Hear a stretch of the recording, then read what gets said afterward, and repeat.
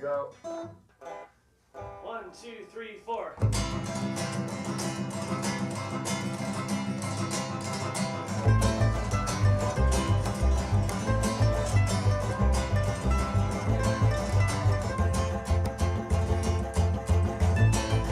Rejoice, rejoice, God's ears are stitches.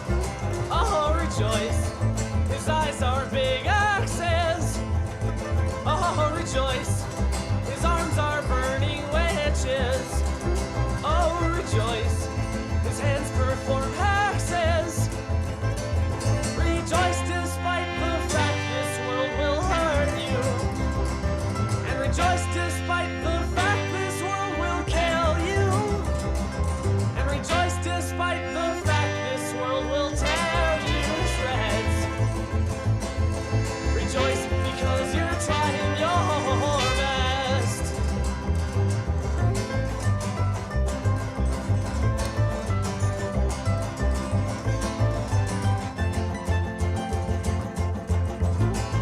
And rejoice, the bed you sleep in is burning. Oh, rejoice, the sky's fucking falling. Oh, rejoice, the world we know is turning. Oh, rejoice, your father's been calling. Rejoice, although this world will devastate you. And rejoice, although this world will penetrate you. And rejoice, although you will not survive. Rejoice, you'll never make it out alive.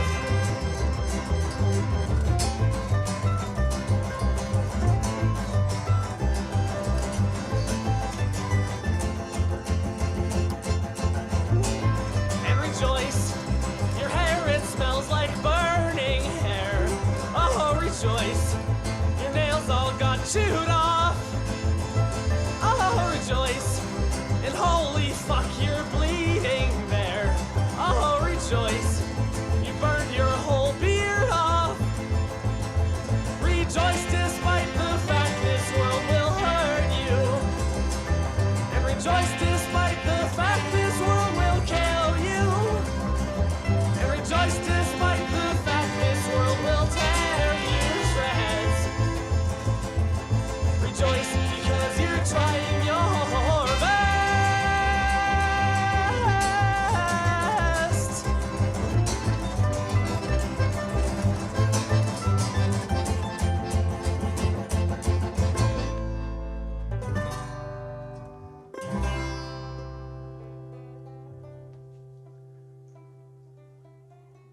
You like it?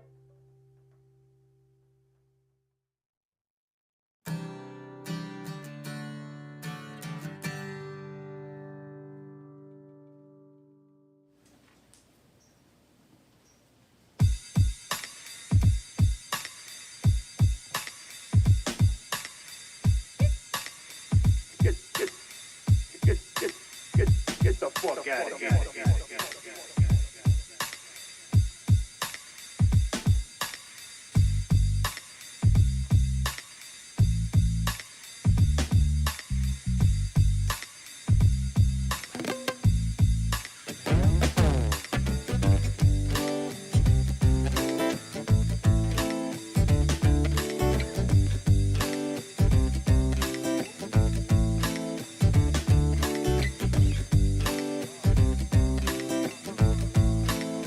Hey, Kevin, come on over here and tell him what time it is.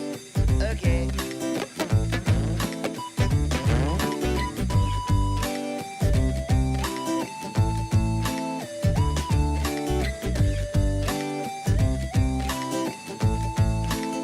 Oh, that's nice, Kevin.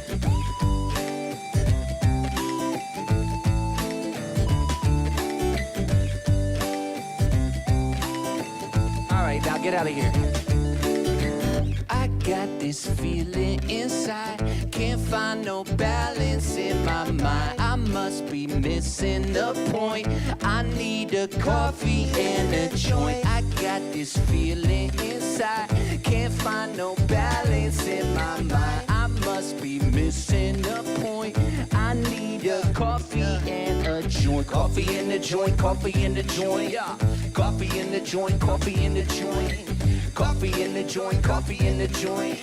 Coffee in the joint, come on, man. Yo, higher than an F-16 in Walgreens. Trying to find some eye drops at the bottom of the Listerine. What? Well, I'm Mr. Clean when I step on the scene. But yo, how did I get here? And what does this all mean? The last thing I remember was way back in September. Johnny had it groovy, it was groovy full of pleasure. But I probably didn't measure the amount I should have taken. Now I'm standing on the feeling, and this feeling got me shaking. Yo, I get the bacon with my better crocker, baby. We dishing out delectables, yeah. They tasty, so yeah, it's amazing. Now come and get this slice. And if they try to take my herb, I'll say, take my wife. But Kevin, you're not married. Oh shit, it's getting scary. I'm mixing up my history, my memories are buried. And I don't have a clue what's real or imaginary. So take heed, my children, cause this story's cautionary. Yeah, I got this feeling inside.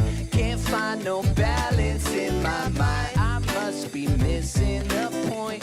I need a coffee and a joint. I got this feeling inside. Can't find no balance in my mind. I must be missing the point.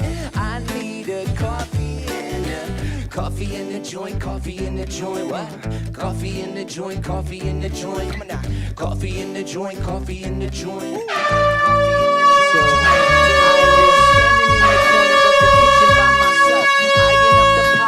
So on the top shelf. I'm thinking maybe just a nibble or do, but I didn't eat dinner, so I gobbled down too.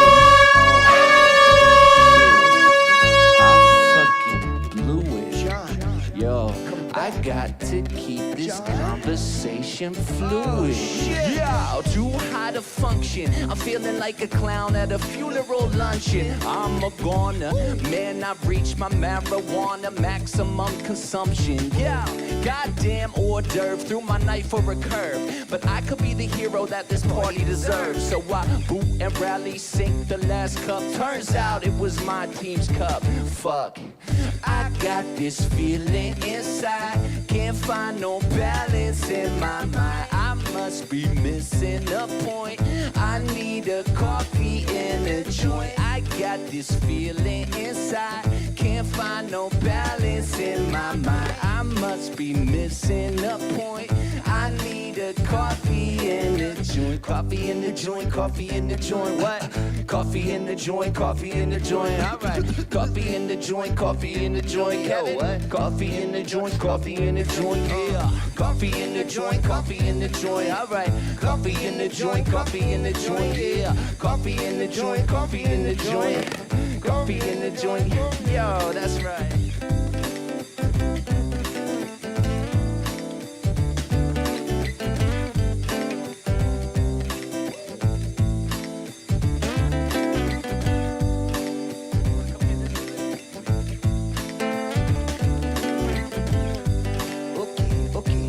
Let's take them out.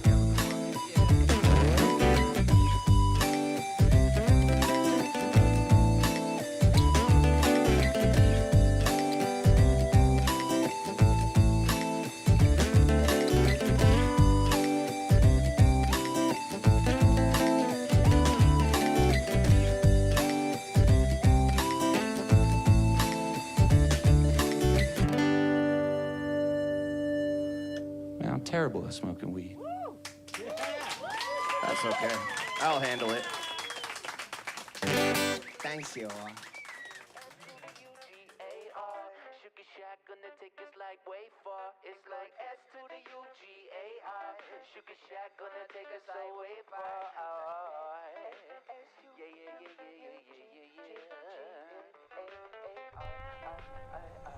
Well, good morning. Good morning to y'all. Bing, bing, bing. Oh, shit. I don't know if I'm allowed to listen to that song on here. I'm pretty sure we can listen to Prof. Listen to a little of Prof. Yeah, buddy. Hello, darkness, my old friend. Listen quietly, though. Good morning, Gathan. I've come to talk with you again. Go ahead and touch me, motherfucker. You can trust me, motherfucker. Gonna have to step I think that's quiet enough so YouTube won't hear me playing it.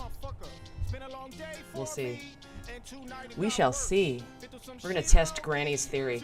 Said, play Prof. It won't pop you for playing Prof. Or anything from Gems on VHS. We're about to find out. We're about to find out. Good morning. Cows, Mikey, Potsy, morning, Balls.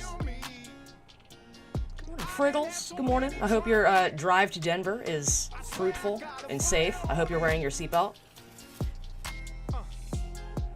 I can't listen. I don't want to listen to Tom McDonald unless it's old ass Tom McDonald. Like old ass Tom McDonald. Ran out of thoughts. Good morning, dude. Brett Hollywood. Good morning. Jim Grindle. Good morning. Grilled chicken or fried? Do they still do both? They don't do either. They don't do them anymore. Not to my knowledge, anyway. They don't do parfaits anymore. They don't do salads in that little cup. Salad in a cup. Remember that? I love that shit.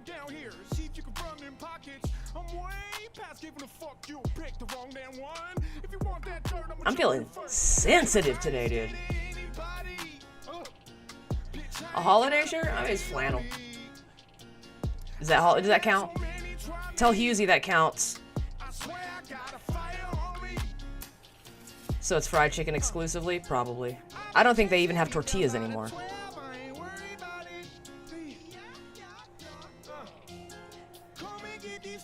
I heard Taco Bell's gonna bring back some stuff. I heard that like months ago, though. They might have already. I found a fun little video for us to watch today. It's Matt Walsh, so if you're offended, get out.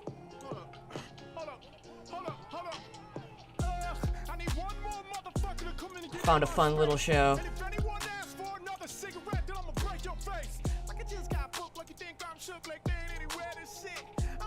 Oh, what the fuck? Oh, I'm retarded. Who is Matt Walsh? He's a right-wing YouTube dude. And this is called Right or Racist with Matt Walsh. So let's see. Let's see if we're let's see.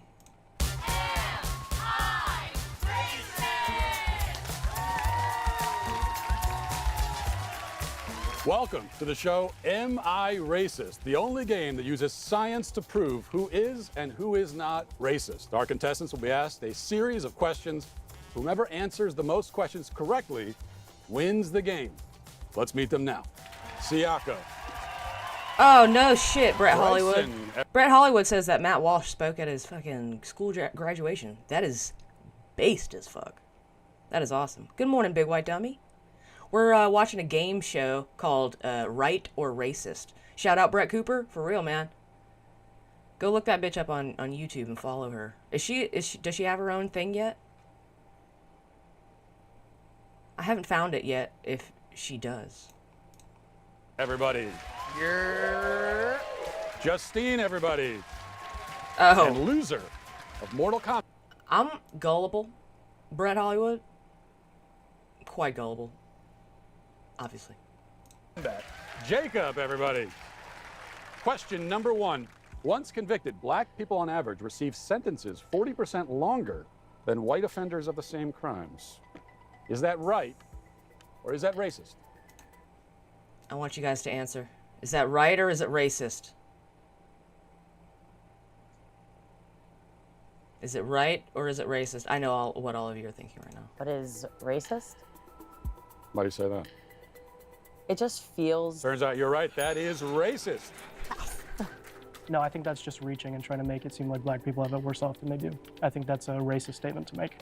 I think your explanation was racist. But you're also right. That is racist. So I'm gonna say that's racist. Yes, that is true.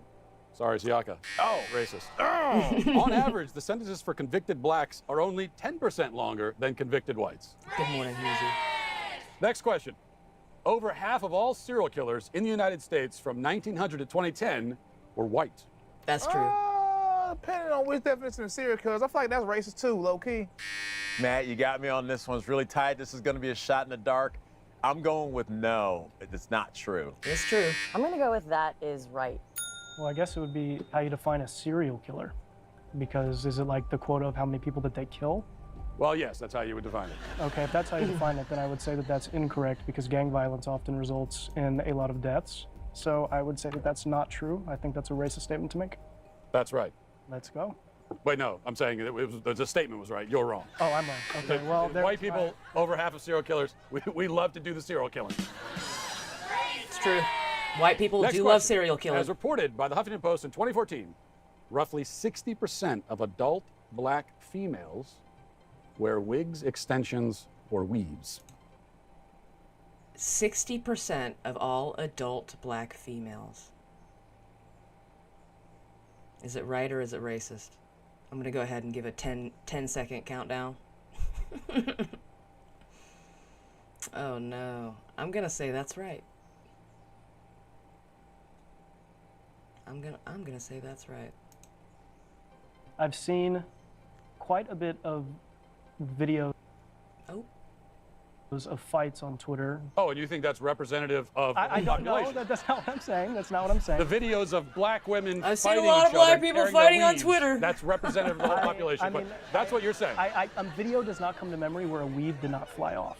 How many of these videos are you watching? I mean, Twitter's been around for a while, and those videos get a lot of views. So He follows Anthony Cumia. I'm going to have to say that that is right, and if I'm wrong, it's going to look really bad. Well, that's racist, but it's also right. Hate to say it, sorry, Mom. I think that's right. I'm going to have to say that is true, Matt.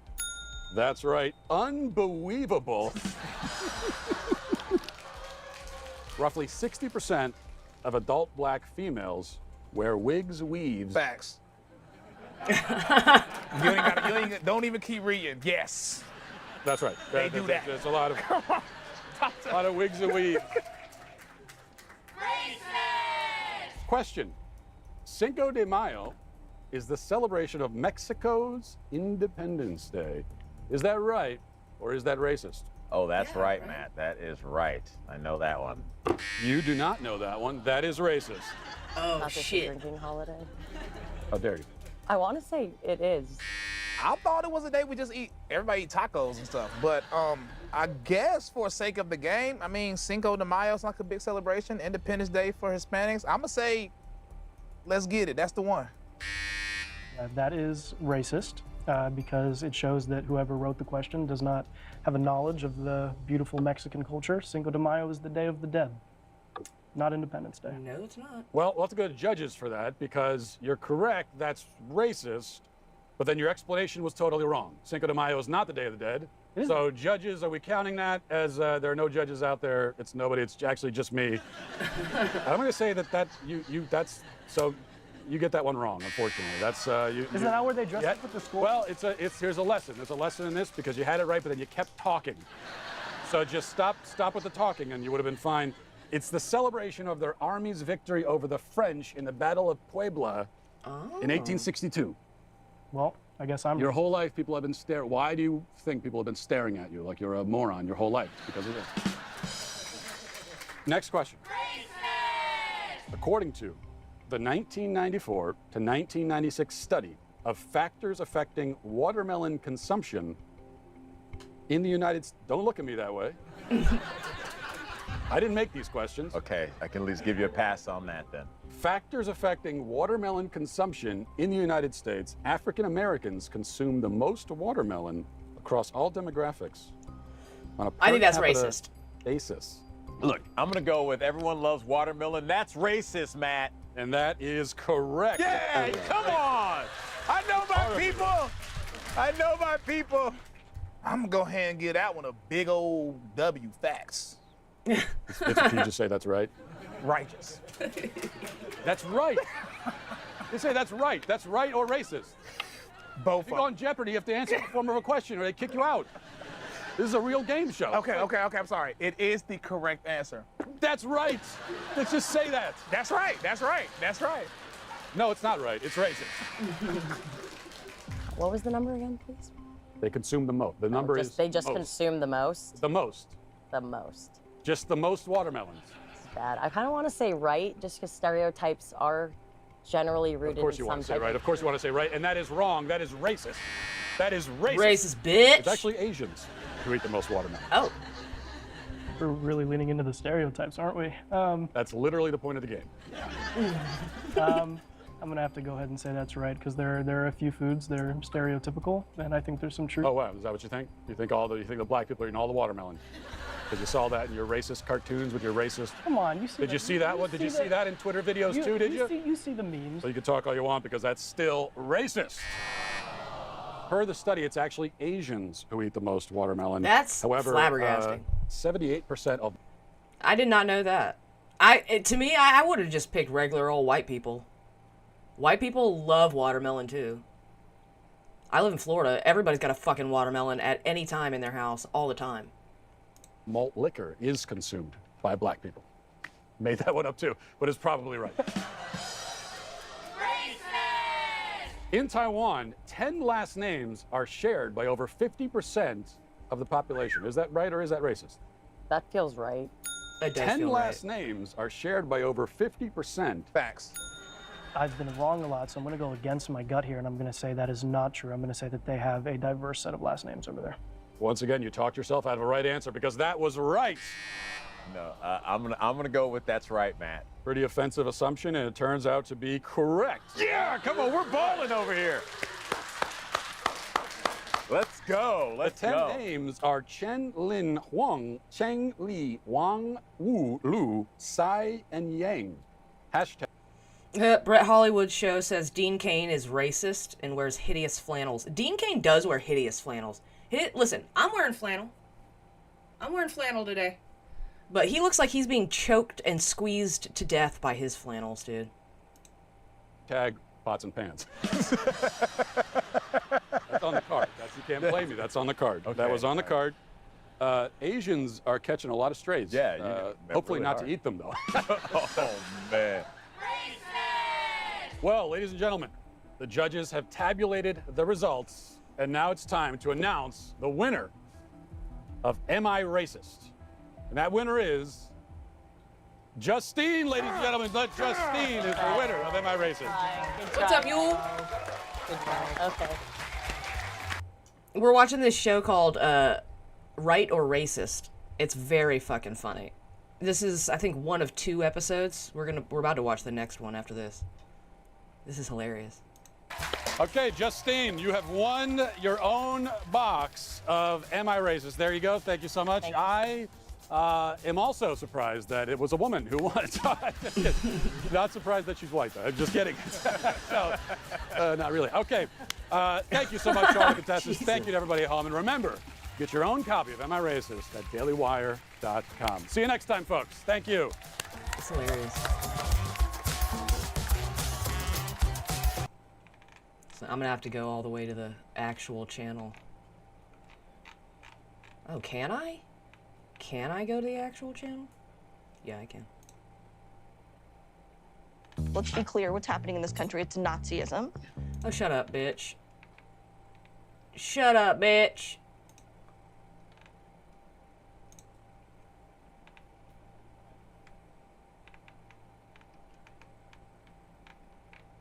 Oh, goddamn. I was not expecting this.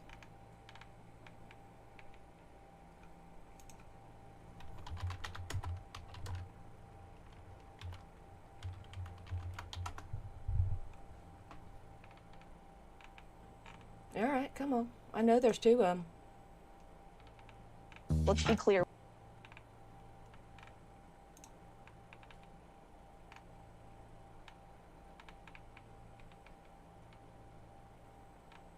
Oh, I thought there was a more recent one.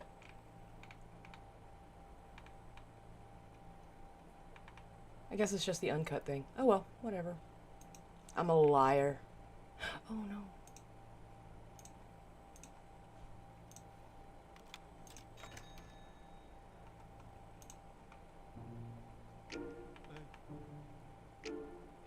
Corey's got a new short out, by the way. Good morning, Dawn. Big Boss. Morning.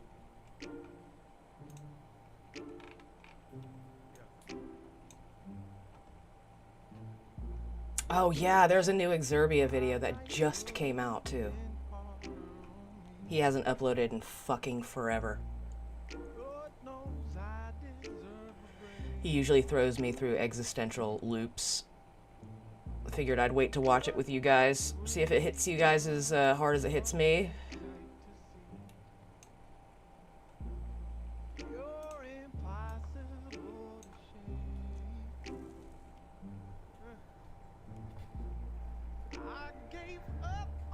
God, I don't even think I've been paying a whole lot of attention to Exerbia.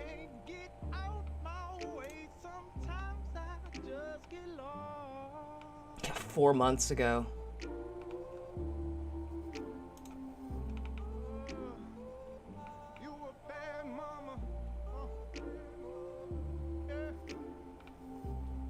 Fucking 4 months ago. And before that, it was a year. Come back to us, dude. We need you.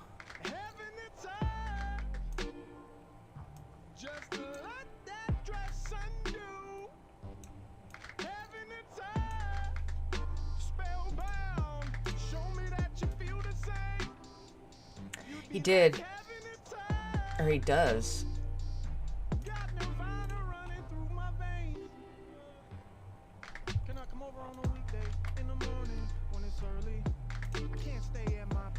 This one. Exurb Tua. Hawk Tua. That chick has been gone for 2 fucking weeks, dude. Hawk Tua girl has been MIA. Lemmy, did you watch Pretty Antisocial Podcast? Did I watch it? Did I watch Pretty Antisocial Podcast?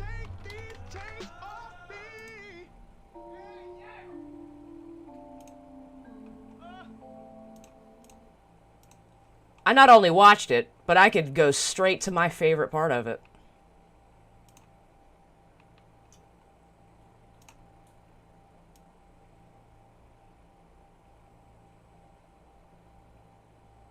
Cuddle Chronicles. Lord knows she would have enough stories for that, huh? All right, so we'll see what this sanity intermission is and keep going.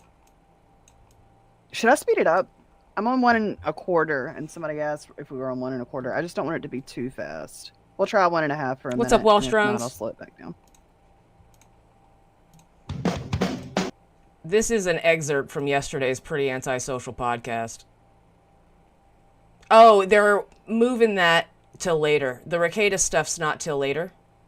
So they did Letitty yesterday. And this was my favorite part. This is me. Jackie had to call in sick. So she asked me to be on there. This is my favorite part of the whole fucking thing. I thought it was hilarious. Watch my very raw reaction to all this. Oh, wait, no. I would also like to say I wouldn't have reacted this way if she wasn't a total and complete waste of human garbage. Hold on, you gotta see that at least a little slower. I didn't know that's what the intermission was.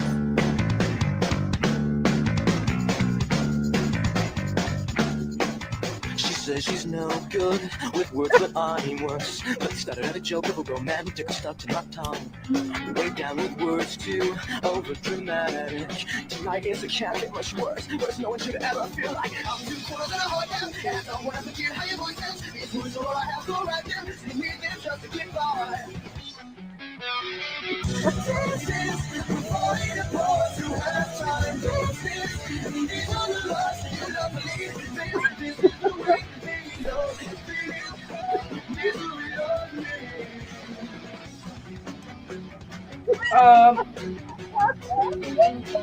I mean, I could set it to normal speed. At least we're going a little quicker. I'm trying to get through it without you completely missing it. You always fold just before you found out. Drink up its last call, last resort. Not only the first mistake. I'm too cool in a hard down. And I don't want to forget how your voice sounds. These words are all I have, so right there. So you need them just to get by. Oh, just show me. Let me respond. And save it for his back rest. This is falling apart to have time. This is these are the lost you don't believe. This is the way they love if they heal. Misery of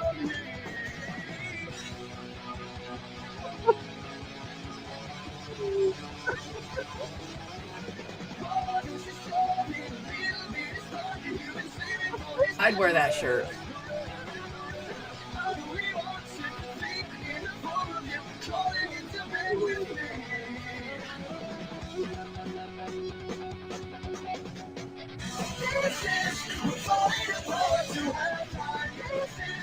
Oh, God.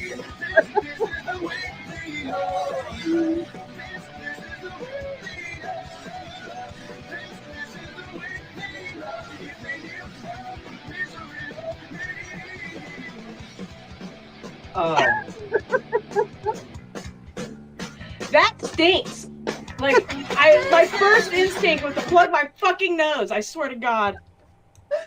Yeah, you can basically smell through. Yeah, it's a lot. It's a lot.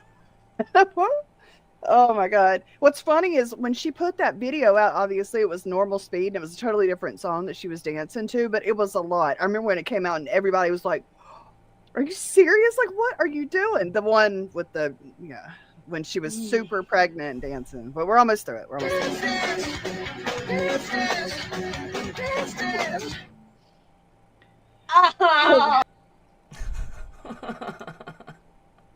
I was not prepared. I was not prepared. Thank you so much, Welsh Drones. You have a happy Thursday, motherfucker. Again, I'm rubber, you're glue. Whatever you say to me bounces off of me and sticks to you, dude. Thank you so much, dude. Thank you. Sorry, I keep calling you dude. I'm nervous. Thank you so much. And what's up, you all? Good morning. Yeah, dude, I'm just learning about Letitia. Letitty. Because of Pretty Antisocial Podcast. I remember when they were first saying that they were going to, you know, we're going to show you Letitty. I was like, oh, just another stupid bitch. Another stupid boring bitch on YouTube. Great. Negative. Negative. Definitely one of the toughest turds to polish, eh, Lemmy? I don't think there's polish in that one. I think that one might all just be liquid shit. You know what I mean? There's no polishing, just liquid shit. I don't think. I wonder if you could polish other turds with liquid shit, though. You know, like with like. This is awful.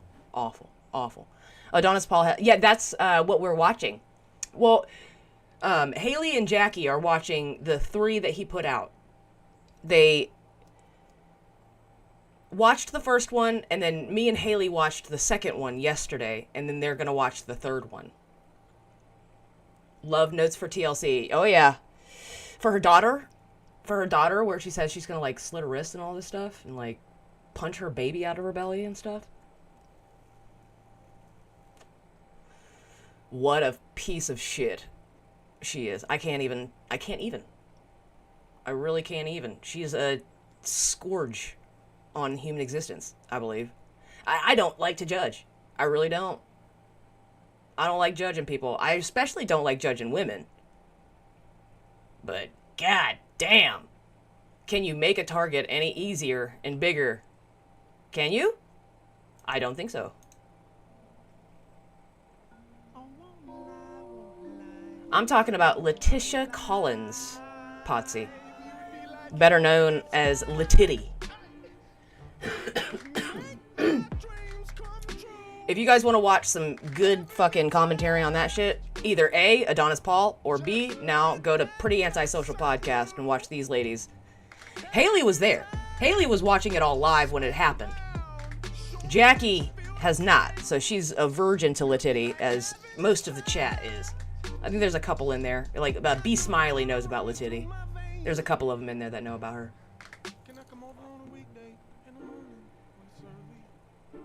In this day and age, things have gotten so bad that in some cases, failure to judge is failure to think. That is beautiful. Accurate. And it makes me feel better about judging that bitch. That is nuts. That's nutso.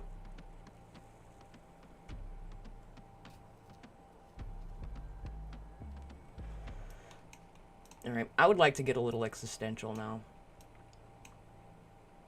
Potsy, I'd be careful with that one.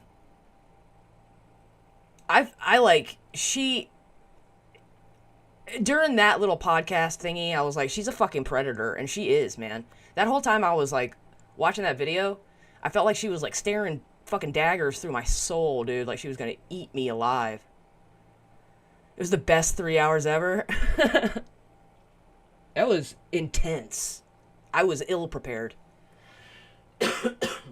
Ill prepared. Oh man. La titty. But yeah, go to Pretty Antisocial Podcast. If you don't know, now you know. I'll stay away from What's or Nuts. That's probably a good idea. I haven't watched this, so this could very well be very boring. Oh, hi, Giraffe. Hello, Giraffe. How are you today? Why the long neck? Oh, you've got the SADS, haven't you? Well, why don't we phone a friend and cheer you up? Oh, ring, no. ring. Yes, hello, this is Elephant. Elephant says, oh, hi, Giraffe. Would you like to invest in my crypto startup? Well, fuck you twice. Good day.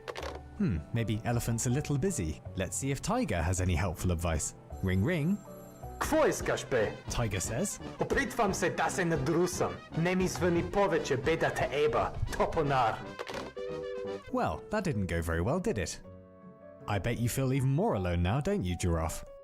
You're probably thinking about graduating from weekend roast potato binges to weekday gin tonic benders, aren't you? No, Giraffe, that's not the way.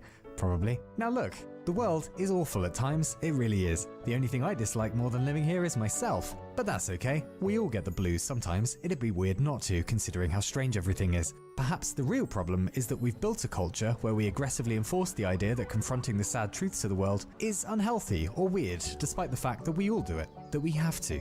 And that actually, at the bottom of it, underneath kind regards and birthday cards, everybody is a total mess. And you should be one too.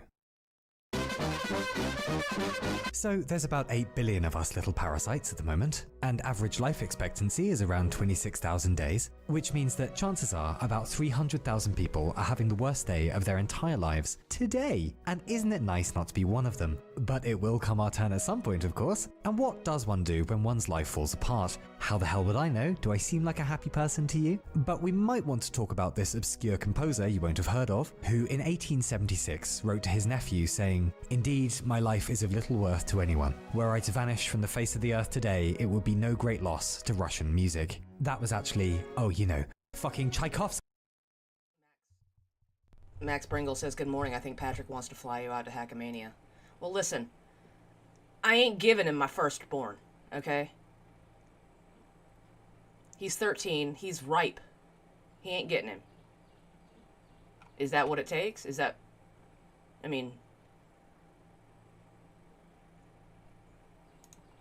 Easily one of the greatest composers who ever lived. Swan Lake, the Nutcracker, you know the cunt. And yet somehow doubted himself constantly. Or take this writer, a struggling unknown, considered himself hideously ugly and stupid, and disliked his work enough he wrote to a friend asking that, after his death, all of his stuff was to be burned. He died at 40 from tuberculosis, and his friend ignored his wishes and had his stuff published anyway. The man was, Franz fucking Kafka, one of the greatest writers of last century. Or how about this unknown Mexican painter living in the shadow of her famous lover, convinced of her naivety, sure, she was a failure. Maybe you've heard of her husband, Diego Rivera. You've definitely heard of her though, Frida fucking Kahlo. Today, we would generally know Diego Rivera as her spouse, not the other way around. We love you, Frida. But those were all artists. It'd be a bit suspicious if they weren't all a little bit blah blah, no? Well, how about this American statesman in the 1800s who lost his mother at 9, then his sister at 19, then his 11-year-old son. Himself, he's... I grew up in Arizona, Gathan. I grew up in Arizona. It was hot. I do remember them hot, dry days. But you know what's great about hot and dry? You see this mop on my head? It's gonna look fantastic. It always looked fantastic. I could straighten this bitch, and it would stay straight. It wouldn't frizz up. It wouldn't crawl into my face and in my mouth and up my nose and in my eyes. I do too, Potsy. I miss Arizona. I miss the mountains. Suffered numerous bouts. I miss appreciating seeing green. Of the SADS, writing once, "I am now the most miserable man living." If what I feel were equally distributed to the whole human family, there would be not one cheerful face on the earth. Wouldn't expect you to know him, that was just Abraham fucking Lincoln. Add to the pile Michelangelo, Florence Nightingale, Beethoven, all of them slipping into periods when they reported they went to a place for a while from which they simply could not find their way back to themselves. The thing is, we only know about their struggles because their lives are well studied. We're not famous, but we get the blues too, of course. And oddly, it turns out that our brains mostly process physical pain and emotional pain in the same regions, and find it rather hard to tell them apart. The sads actually do hurt. Have you hung out with people after their hearts have been broken? It's like they've been shot. Now, if so many of us go to the bad place in the course of our lives, and if civilization is so old, how come we still don't have an agreed sense of how to combat or even talk properly about the emotional ouchies? We know what to do about dicky tummies and broken legs. Why don't we know how to fix broken souls? Probably because we rarely know how to describe any of this stuff, even to ourselves. English is terrible for— Wait, what? Fremont Street will hurt your soul. It's a portal to hell.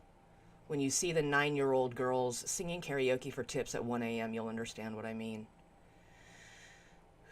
It's like nothing I've ever seen in my life, and I was a homeless heroin addict. Or little Mexican dudes inside these massive gorilla costumes dancing around in 100-degree heat.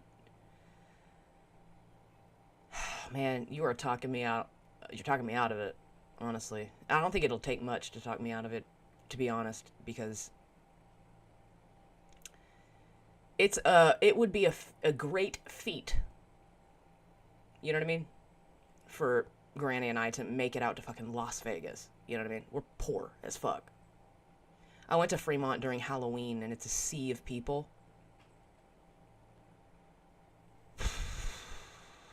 I don't like that. For talking about complex emotions, especially the sad ones, other languages are far more specific. For example, Yachaburni, the Arabic for hoping you die before someone you love so you don't have to live without them, or l'esprit de l'escalier, the French for literally the wit of the staircase, for when you think of the perfect comeback you could have said to a joke or an insult but you've already left the party, or cavalieri scaldati, Italian for reheated cabbage, as in trying to restart a relationship that didn't go great last time, it won't this time either, please stop it. But we're lacking for nice things in English too.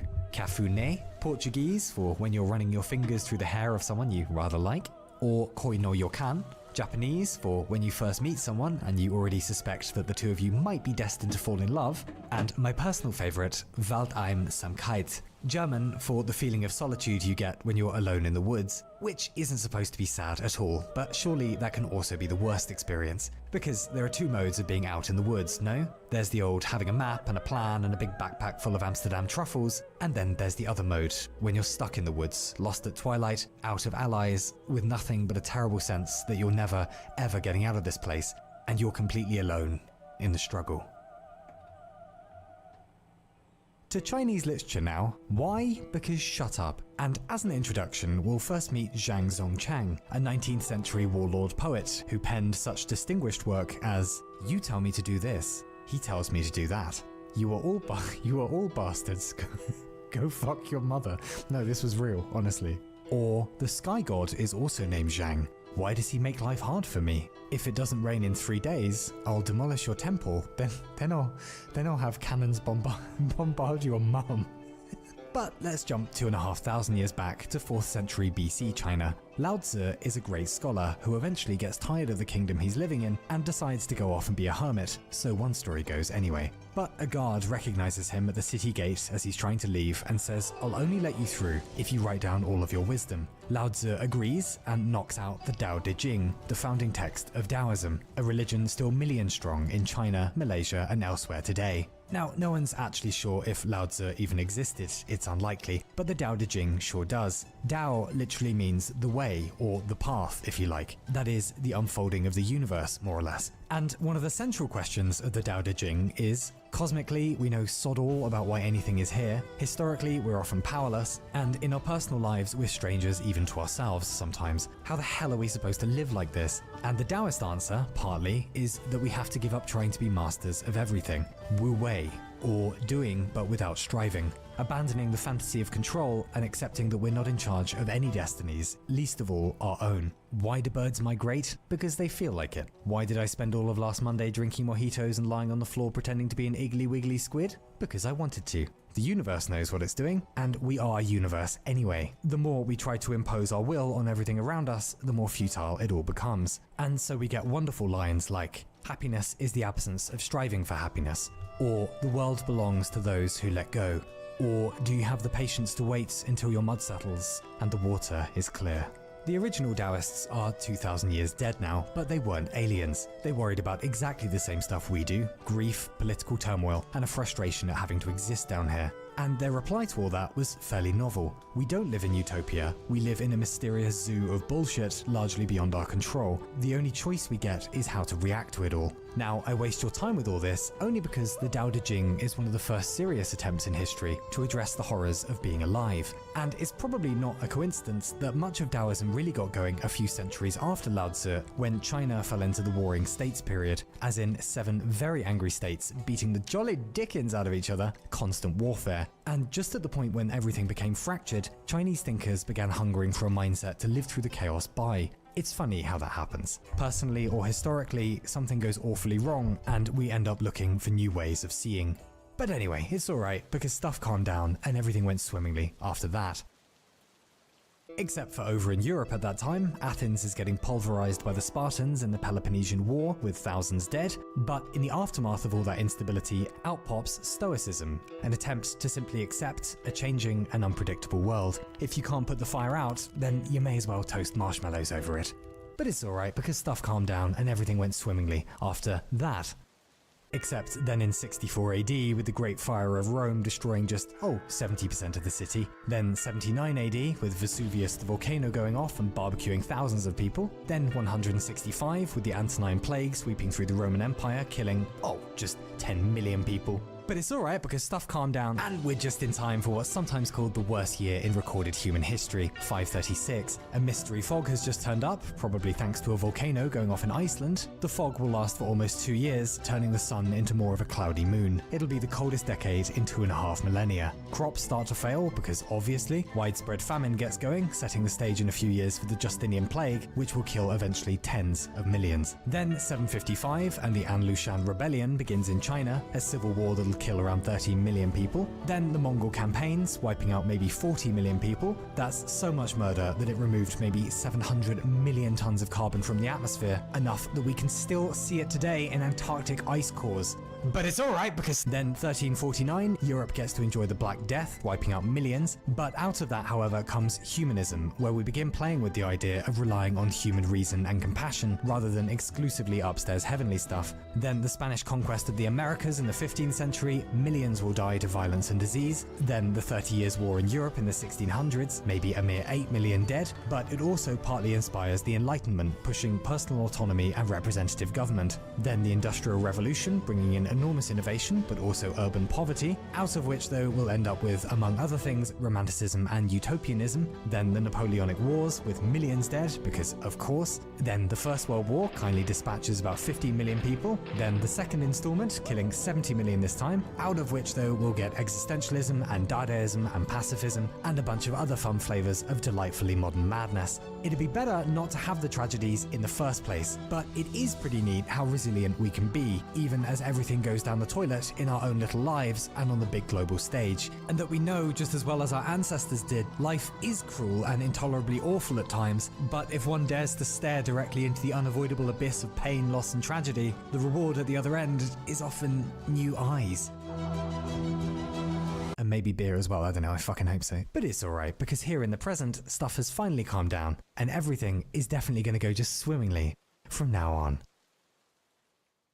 I used to see my neighbour in the lift of my apartment block sometimes. He was about 40 and always disgustingly optimistic. I would tell him how I'd just broken my foot or had my bike stolen, and he'd say something like, "Oh, but that's great, you must have learned so much about yourself." These responses always made me want to go out and purchase very pointy medieval weaponry, and so I started avoiding him. Then a bit later, I was in the basements of the block storing some stuff and found an old public death notice. And the notice happened to be talking about my neighbor's wife. It turned out she had died a few years before. I stopped avoiding my neighbor after that. His relentless positivity was still sort of irritating, but in it now I saw an incredible quiet strength that I never stopped admiring. Oh no, I thought. Everyone is secretly broken, aren't they? Being a kid is this weird experience of everyone older introducing you to the world. Oh yeah, they say, there's the library, and there's the cinema, and the bakery, and that's the cave of hopeless despair you'll end up in sometimes, where all of your dreams are savagely crushed for no obvious reason. And you say, sorry, what? And they say, oh, and over there is the juice bar. But something happens or nothing happens, and one morning, a little older, you do wake up in the cave, seemingly alone. It's very dark in there, and you wander about for a while, but you can't find the exit. No problem, you think, I've got this compass. But the needle just keeps spinning. No problem, you think, I'll dig my way out. But soon your hands are bloody, so you abandon that. No problem, you think, I'll just wait for rescue. But all you hear are the distant voices of the rest of the world on the beach outside, apparently having a lovely time without you. And so you carve your name into the rock, because what else is there to do here but sit in misery and wait for nothing? But you do come out of the cave again, of course, often with the help of friends, or sometimes via events just as mysterious as those that brought you in here. But you come out of despair and fall back into the world, and hopefully everything is fine once more.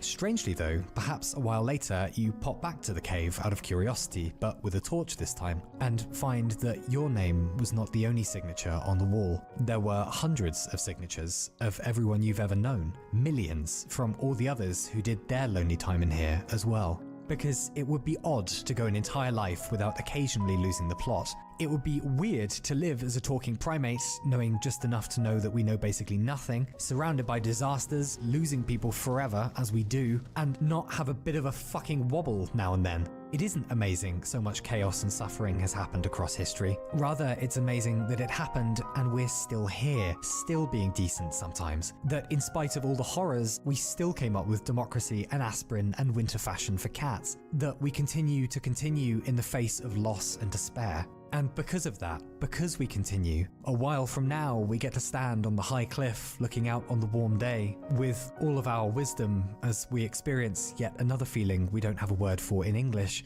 énouement. The strange sense at having arrived now in the future and wishing you could tell your past self that everything will be okay. Because it will be. Until the next time you take a little vacation in the cave of despair perhaps, and another version of you waits quietly ahead in the future, having braved those hard times as well, so that you can return back to yourself once again, as we always do.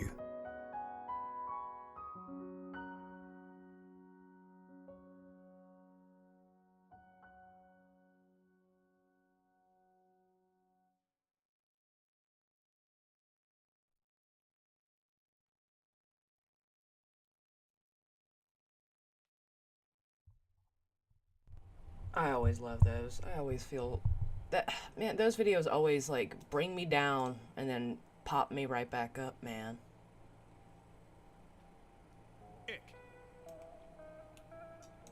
Pop me right back up. Yeah.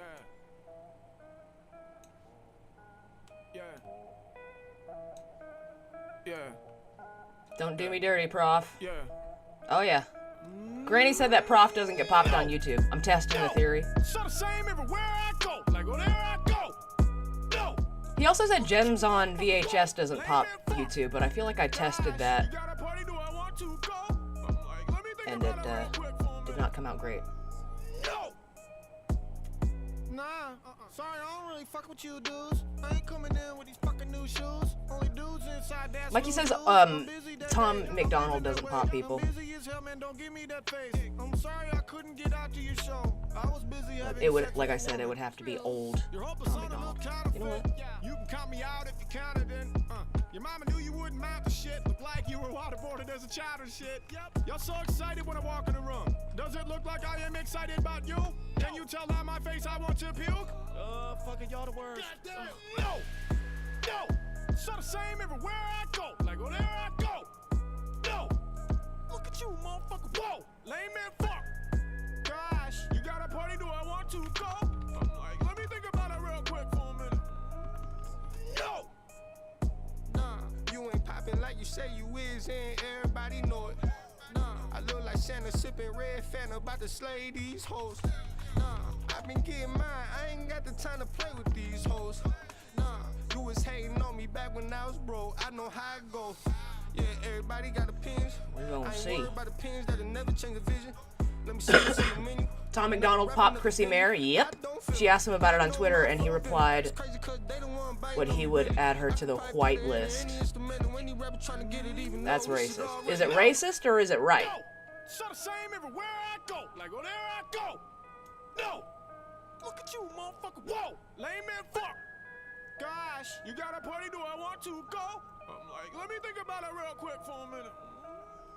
No. I was trying to think of who he popped. I forgot it was someone so close to the situation.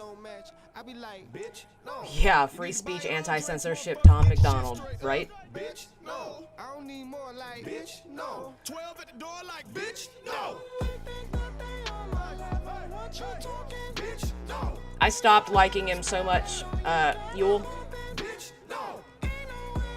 Everything that he ever did, like every short I saw him do or anything, it was always, I know you're supposed to like promote your shit, but like he over promoted, man. It just bugged me. I missed that. What happened to Chrissy? Oh no, Tom McDonald popped Chrissy Mayer for playing his content.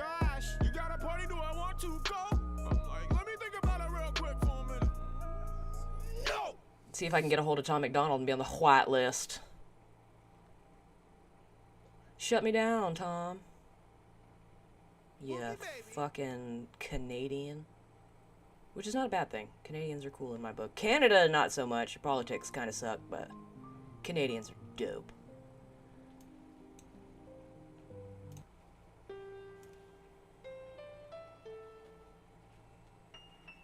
Look, Donald Trump isn't as bad as they say he is. He's really only trying to make America great. Yeah, he's kind of a grifter. I could agree with that. He's got grift tendencies, for sure. The earth could be flat, the presidents could be aliens, and which is Americans might tragic. be nicer than Canadians. Unpopular opinions got us caught up in the craziness and hating one another. But oh, okay. She was telling Kiki to go after Clippers. That's funny. Yeah, I'm gonna go ahead and chalk that up to pregnancy hormones. You know what I mean? Didn't she just like pop out a baby or some shit?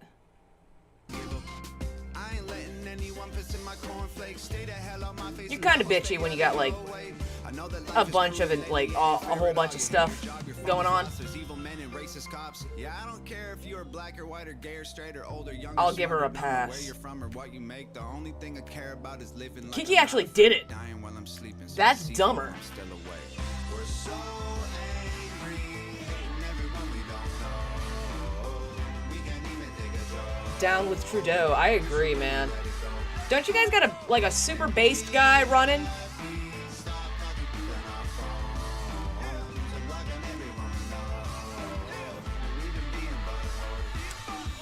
Maybe the feds killed Biggie and Pac. Maybe the Ku Klux Klan just needs some love. Diddy killed Biggie and Pac. Maybe 9/11 really was an inside job. Postpartum will make you do weird things. Yes, it will.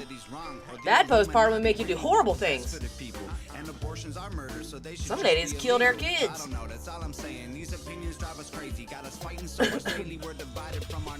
The Revenge of the Cis guys are good at pointing out how ridiculous Tom McDonald is. Are they? I was introduced to Tom McDonald, oh god, like 2012. He was beefing with Mac Lethal, and I liked Mac Lethal at the time. I still like Mac Lethal. He's pretty cool. I mean, I haven't listened to anything new by him, but I remember being a fan of Mac Lethal, and then I remember this asshole coming after Mac Lethal and destroying the guy. Tom McDonald fucked up Mac Lethal, lyrically speaking. Holy shit.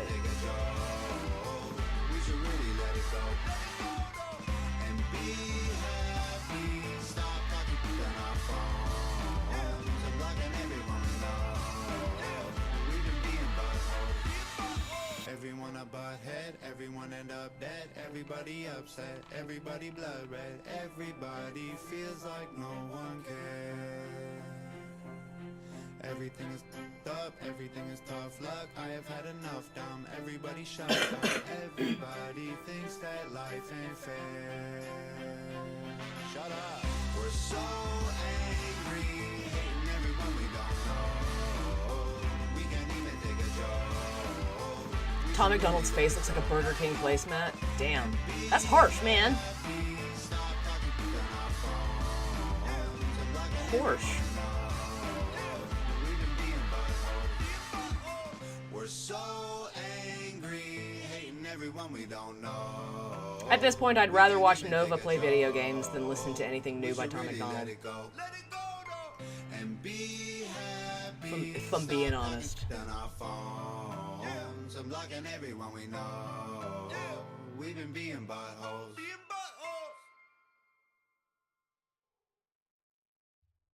Oh yeah. Action. Where do these moves come from? All right, I'm ready. All right, let's go. Ready? Yeah. Give me the wave. 3. Nope. Maybe the feds kill. I'm ready. Okay, ready? Yeah. Action.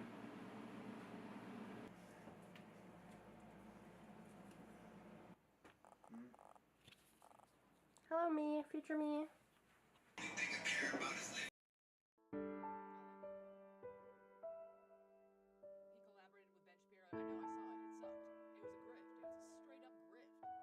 I wish I wasn't fat. I wish I wasn't gay. I wish I wasn't black. I wish that I was brave. I wish with every candle on the cake that I could quit doing these drugs, but I can't and I'm afraid. I wish that I was smart. I wish that I was rich. I wish it wasn't hard for me to grow up and forgive. I wish that I could help. I wish I wasn't sick. I wish I was Tom McDonald. I'd be just like him. I wish I wasn't sober. I miss it when the party wasn't over. Happiness was right around the corner. Every single night was like the best one of our lives. Now we're older. The good old days are out of reach. I wish that they were closer. I wish I wasn't anxious and I wish I could fast forward. And I wish that I could rewind, but they don't make that controller. I wish the nights were longer and I wish the days were shorter. And I wish that I could sleep enough to maintain my composure. I feel crazy. I wish that I was normal. I wish that I could kill myself but also be immortal. Take me to the oracle. I heard that time is borrowed. Can you give me back my yesterdays? I'll give you my tomorrows. Forget all of my morals and just live like I cannot remember sorrow. Before all of the tattoos and the cornrows, I was different, I was happy, I was calmer, I was young and full of hormones. Now I'm wishing for a time machine, I'd step into that portal and be gone. I wish on shooting stars, or were they satellites? God damn it! Of course I'm muted. But yeah, my legs feel good. Come on. Lay it on me, dude. I didn't care about the day that I buried. Used to live like I was ready for it, always in a hurry. Now I'm worried, all my memories are blurry. I'm just barely turning 30 and the voices in my head are trying to hurt me. What's up, Astro? That's the thing, Smurf King. I was smoking with the seniors, drinking beer and getting flirty. Now the Ativan ain't working, I need something even stronger. Give me childhood, my mother and my father and my sister and a Christmas to make up for all the recent ones I'm missing while I'm touring the country for a living. Give me a hug and a Nintendo and a toy box in the closet. Give me everything I wish I had. Oh wait, I think I got it. I'm a rapper like I always promised them I would accomplish. This is awesome, man. I wish I had a friend to tell. I'd call him, man. I wonder if I jump from here, if I'd survive the bottom. And would everyone believe me if I told them I had fallen? I'ma jump.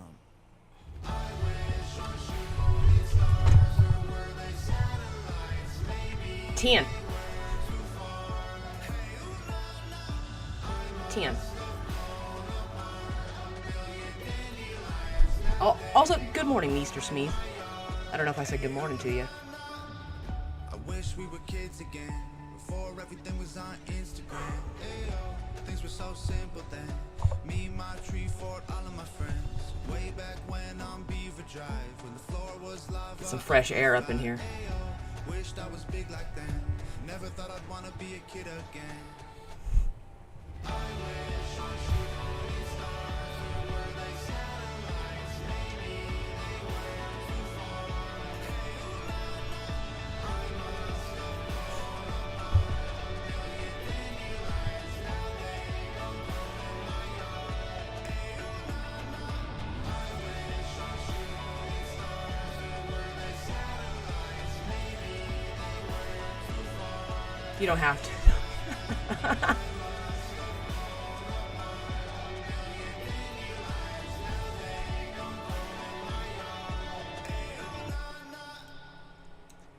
Oh, I'm so out of breath. Too out of breath, really. No. Honestly, y'all have been killing my confidence. All of the negative comments and gossip. It's hard to imagine the stress that I'm under. I'm sorry for all of this. I'm sorry for spitting the truth. Sorry for dissing that dude. I love sorry this for song. missing the point of the criticism. I was blinded by diamonds and loot. I apologize to all you guys. Y'all were right. I was out my mind. I went too far. I did too much. The haters were right when they said I suck. I did my best. It did nothing for me. I gave my guts and got lost in glory. I'm standing here while you sit before me. There's nothing left but to say I'm sorry.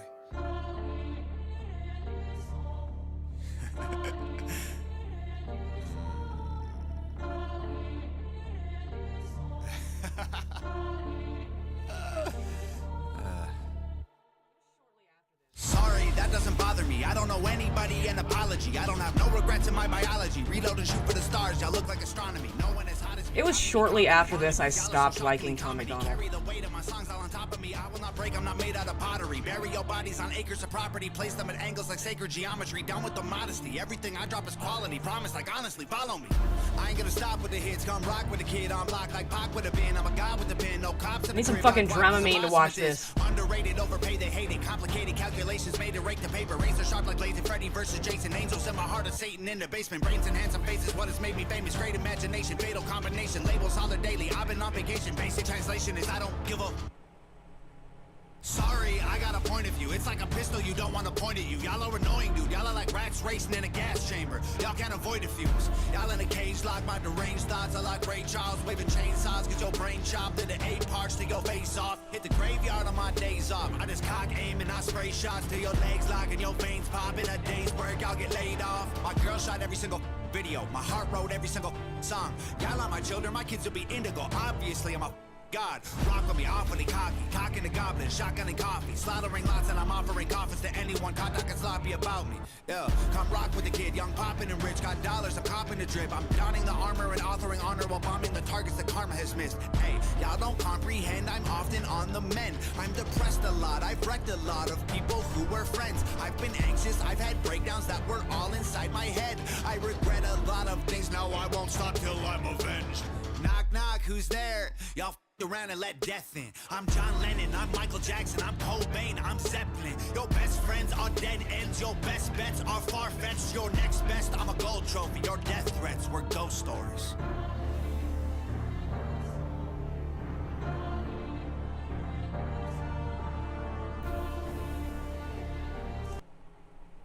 It seriously cannot be easy, wearing a full-ass grill like that. Hey Lemmy, what's that blue thingy by my name? That is your 2-month subscriber badge. That means you've been subscribed for 2 months. That means somebody in here has bought you a subscription to my channel for 2 months. Huzzah!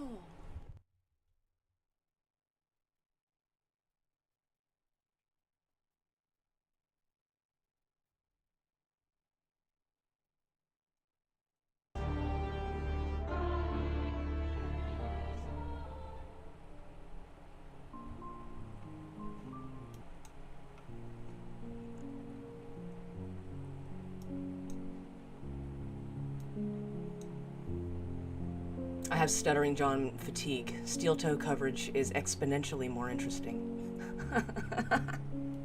Well, listen. Yeah. I had immediate Stuttering John fatigue. I entered this Dabbleverse and he was nowhere to be found. I didn't know who the fuck he was when I first got here to the Dabbleverse. He was gone. And then he came back. And immediately I was like, oh, this is exhausting, insufferable. What a piece of shit. I don't like him. What's up, Fun with Dirt? So I can empathize with Steel Toe being exponentially better. I would much rather watch Steel Toe than anything Stuttering John related. Anything. And that includes the good shows. You know, like Tukey and Shuli. You know what I mean? I'm saying good, as in, like, numbers-wise, you know? I could give a shit. That's why I don't watch WATP. I don't give a shit about Stuttering John. I could care less. What a waste of content.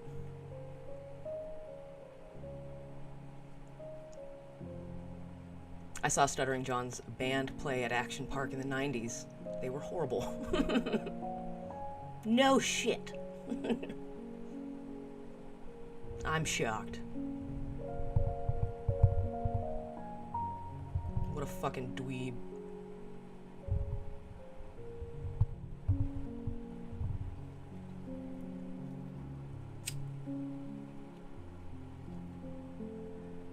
I'm just gonna chain smoke about it.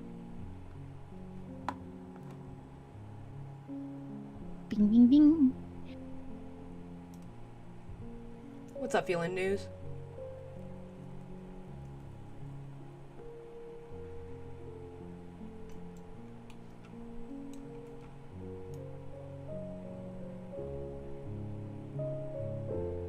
Oh, yeah.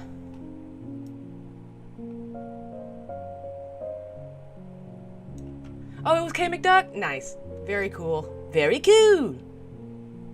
Thank you, K McDuck, wherever you are. You beautiful Canadian bitch.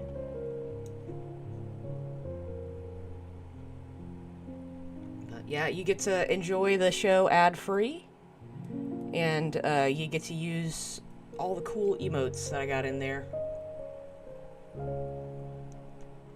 There should be a bunch. I actually haven't even looked in the emote thingy to see if I can upload more. I might be able to. I don't know. It's been a while.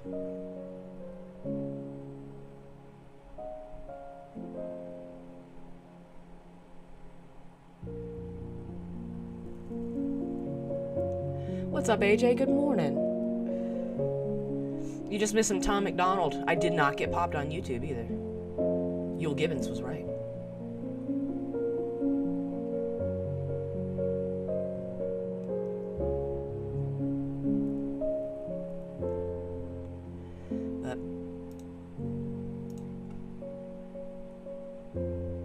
I wondered why your stream had no commercials. Yep. Well, Twitch has a thing. I don't know why I'm advertising this, because it ultimately takes money out of my pocket, but out of convenience. I know you don't use Twitch. I know this is like your first Twitch thing. But if you do get into Twitch, I would suggest buying like the, what do they call it here? Turbo? It's like Twitch's version of premium. So if you pay like $10 a month, you won't get ads anywhere. It's just convenient.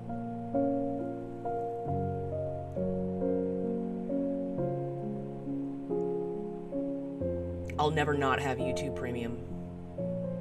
Ever. It's just a necessity at this point. I went without YouTube Premium for a minute or two, and the sheer amount of ads was just overwhelming. Hey Lemmy, missing you over at the toe. Merry Christmas. Could you guys hear that?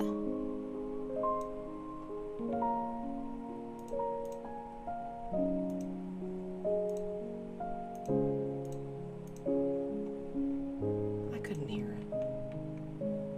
Hey Lemmy, missing you over at the toe. Merry Christmas. Thank you, Professor Bubblegum.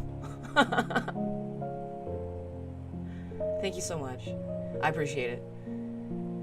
It's good to see you in here somewheres. Missing you over at the toe. I'm technically there every morning still. I'm still like, I'm always awake that early. And I don't want to say I blame Steel Toe, but I do credit Steel Toe for me being up at a very nice early hour in the morning, just naturally now.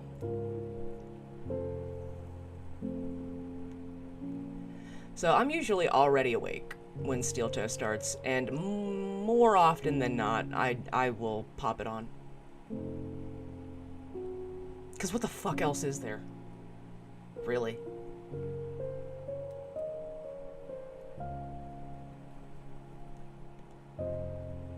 You know? I had my phone in my pocket, but oh shit. I had my phone in my pocket, but I heard you say good morning to me. Good morning, ma'am. Good morning again. 1,000 times good morning. Or fucking else. This is a mandatory good time in here, you know what I mean? There's consequences, and they come in the form of savage beating.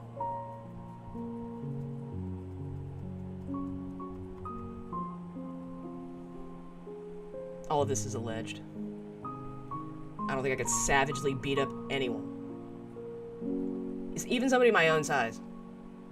You know those dreams where you punch somebody or try to run real fast and it's just like, ugh. That's me in real life. Good morning, Peachy.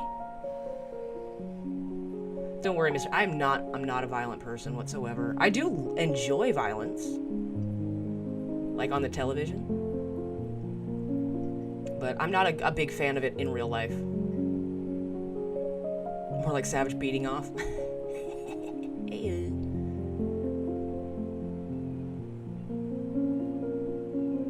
Yeah, I like combat sports. I like watching a couple. That is a dual-sided thing for me. Combat sports. I do like watching people beat the shit out of each other on the telly, but even then, I'm still like, it still upsets me to a degree. But like, that's half the ride, is like the being upset and being uncomfortable. You know, I think you're supposed to be uncomfortable when somebody gets popped in the eye and it swells up 3 sizes. You know. You're supposed to be alarmed.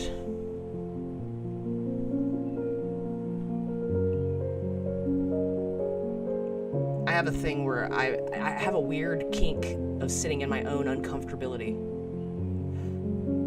That's probably why I started doing this. More than likely why I was on BYB. And said nothing. It's only one way you can get like comfortable in uncomfortable positions, I guess, is to be in it, get used to it, adapt, and overcome. Hard.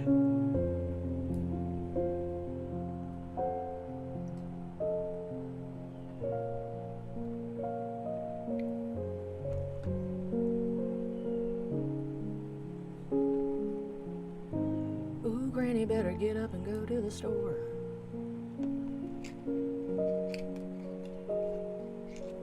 I don't know if he's even here.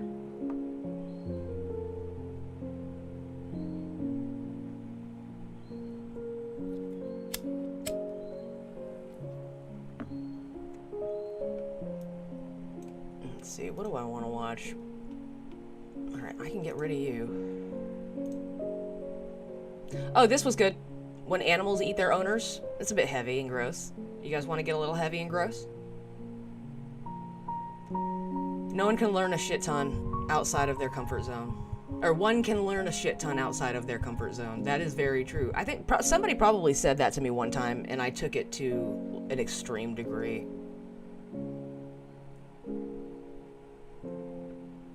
It was probably my dad.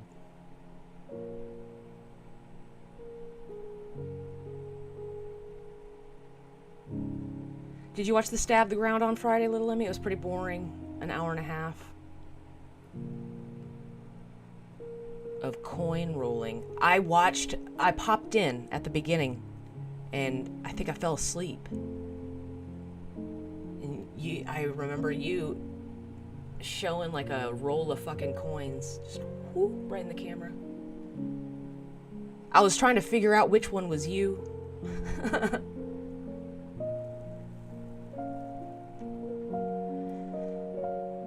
I did pop in and I fell asleep. I fall asleep quite early these days now that I don't do BYB. Oh, there's Granny.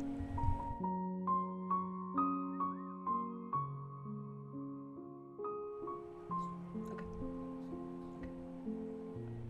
I love you too.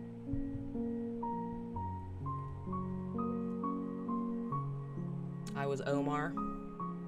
You the guy with the hair? You that one guy? With the eyes and the mouth and the hair?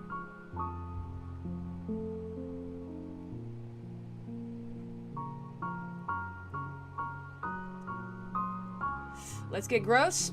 Alright. Let's do it. We here in my community do know a little thing or two about when animals eat your you know, when animals eat you, when you die. One of my favorite books is called Will My Cat Eat My Eyeballs? Big White Dummy knows. He knows. This is pretty good, though.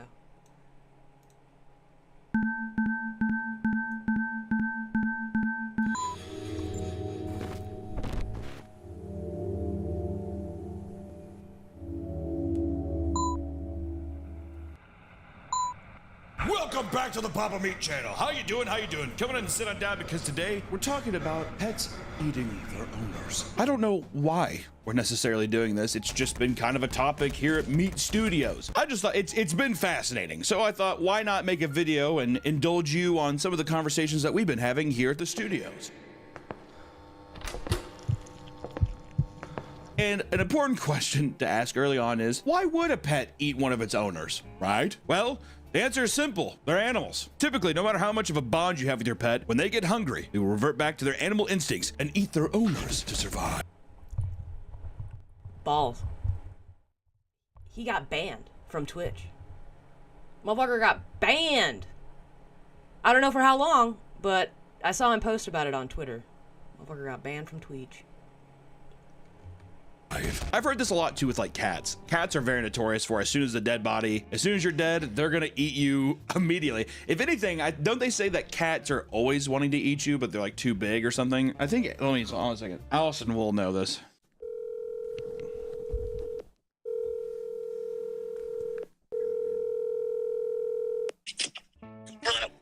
Hey, Allison. Hey. You know how cats will eat their owners after they're dead, just like immediately? Is it also the thing where don't cats also want to kill and eat their owners already when they're alive? No, they also don't always eat their owner when they're die. They'll wait till they're hungry. That kind of throws a wrench in what I just said. Okay, well, no. All right, well, I'm glad I asked you because the people would have been mad that I'm wrong. Okay. All right, bye. All right, well, anyways. Listen up, maggots! I need you to join up in World of Tanks Blitz. World of Tanks Blitz is a cross-platform, team-based MMO full of fierce tank combat. With over 180 million downloads worldwide, over 30 maps, and 11 fun game modes, World Tanks Blitz blows other games out of the water. And best of all, it's free to play. But there's more! For a limited time, World Tanks Blitz is collaborating with deadmau5. Until December 26th, deadmau5 is throwing an epic holiday dance party full of music and prizes inside of the game. To join in on the fun, all you gotta do is download the game, grab a tank, and hop into 5 battles. There's a ton of cool drops for the event, including Mouse Tank, camo sets, exclusive masks, and 2 deadmau5 quests. Plus, from now until December 26th, you can enter bonus code DEAD5BLITZ for extra goodies. Consider this an early Christmas present on me. Give your holiday season a remix this year. Scan the QR code on screen or click the link in bio. Download and play World of Tank Blitz featuring deadmau5 now for free. Available on iOS, Mac, Android, Windows 10, Steam, and Switch. Thank you so much to World of Tanks Blitz for sponsoring this video, and back to the video. It is very common for dogs to be gentle and protective around newly deceased people. Not my dogs, dude. Tugboat. He would immediately eat me. There wouldn't be a slight hesitation. First responders have stated, quote, their dogs would leave them alone, hover near them, or even try to protect them. There are exceptions to this rule, like an incident that took place in 1997, when a man in his 30s took his own life in his house. The police entered the scene to find a friendly German Shepherd minding his own business. Upon bringing the dog along with him, the dog began to vomit his owner's skin, hair, and blood, only 45 minutes after he passed. Dude, That's why I don't mind watch. You'll notice that I will speed through some of the ads in some of the videos that I watch, but there are some that I just let play, usually. And Papa Meat usually has some good ones. Unless he's doing a bad dragon read. Grab his dick and twist it! Twist his dick. And then I'll skip through that because I don't know if, I don't know if I'm allowed to show, for lack of a better word, dildos on a Twitch screen. So, there's that. The bad dragon ones are I get a little paranoid. You better believe that dead guy would have been finger licking good, dude. And what sucks is those are his best ads. My cousin, ooh, god damn. My cousin got her lips bitten off by her dog. They had to graft skin from her ass to her face to fix it. I believe it. Your lips are made of the same tissue as your asshole. Those are the very first two things that ever form on your little tiny human fetus. Is your butthole and your lips. A big old bucket of chicken. Man, how brutal is that? You come across that crime scene and all of a sudden you start seeing the dog just being like, ugh. You're not even one of those. Ugh. What's wrong, buddy? And then just like a ear falls out of his mouth. Brutal. Yeah, like fingers, toes, something like that. A toe would be devious. A devious toe? No way. It is common for dogs to lick a deceased owner in order to wake them up. When the attempt fails, they often panic. The licking can soon turn to biting to the point of drawing blood. I want you to wake up, dude. Damn. That'd be my dogs, Teddy and Max. Yeah, your dogs. I would be devoured. They have eaten people before. Your dog looks like a human being. According to Dr. Carolyn Rondo from the UCL Institute of Archaeology, this could trigger an instinctive behavior, resulting in more wounding and eventually consumption of human tissue. And it is common for feeding to start at the face and neck before moving to the chest, and after that, the upper and lower extremities are broken up and consumed. Start with a nice face, a nice neck, maybe some titties, soft tissue, easy to bite into. Like I said, finger licking good. I watched a documentary where hyenas ate this elephant's hole first because We saw that on Corndiff recently. Shout out Corndiff. Go at Corndiff on YouTube. Like and subscribe. his skin was too thick. I would do the exact same, dude. I will always claim ass before I claim anything else. And in some cases, more aggressive dogs may go after their owner's body to show dominance. In a situation where they sense a weakness, there's a hierarchical.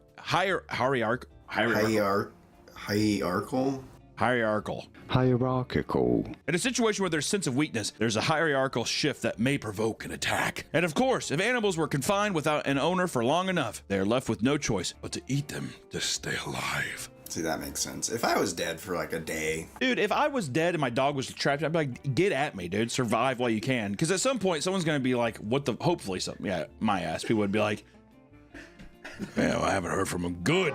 With all this in mind, let's talk about some of the crazy incidents of pets eating their owners. It's a positive video for the day. Oh my God. Starting off with rodent creates a nest out of human remains.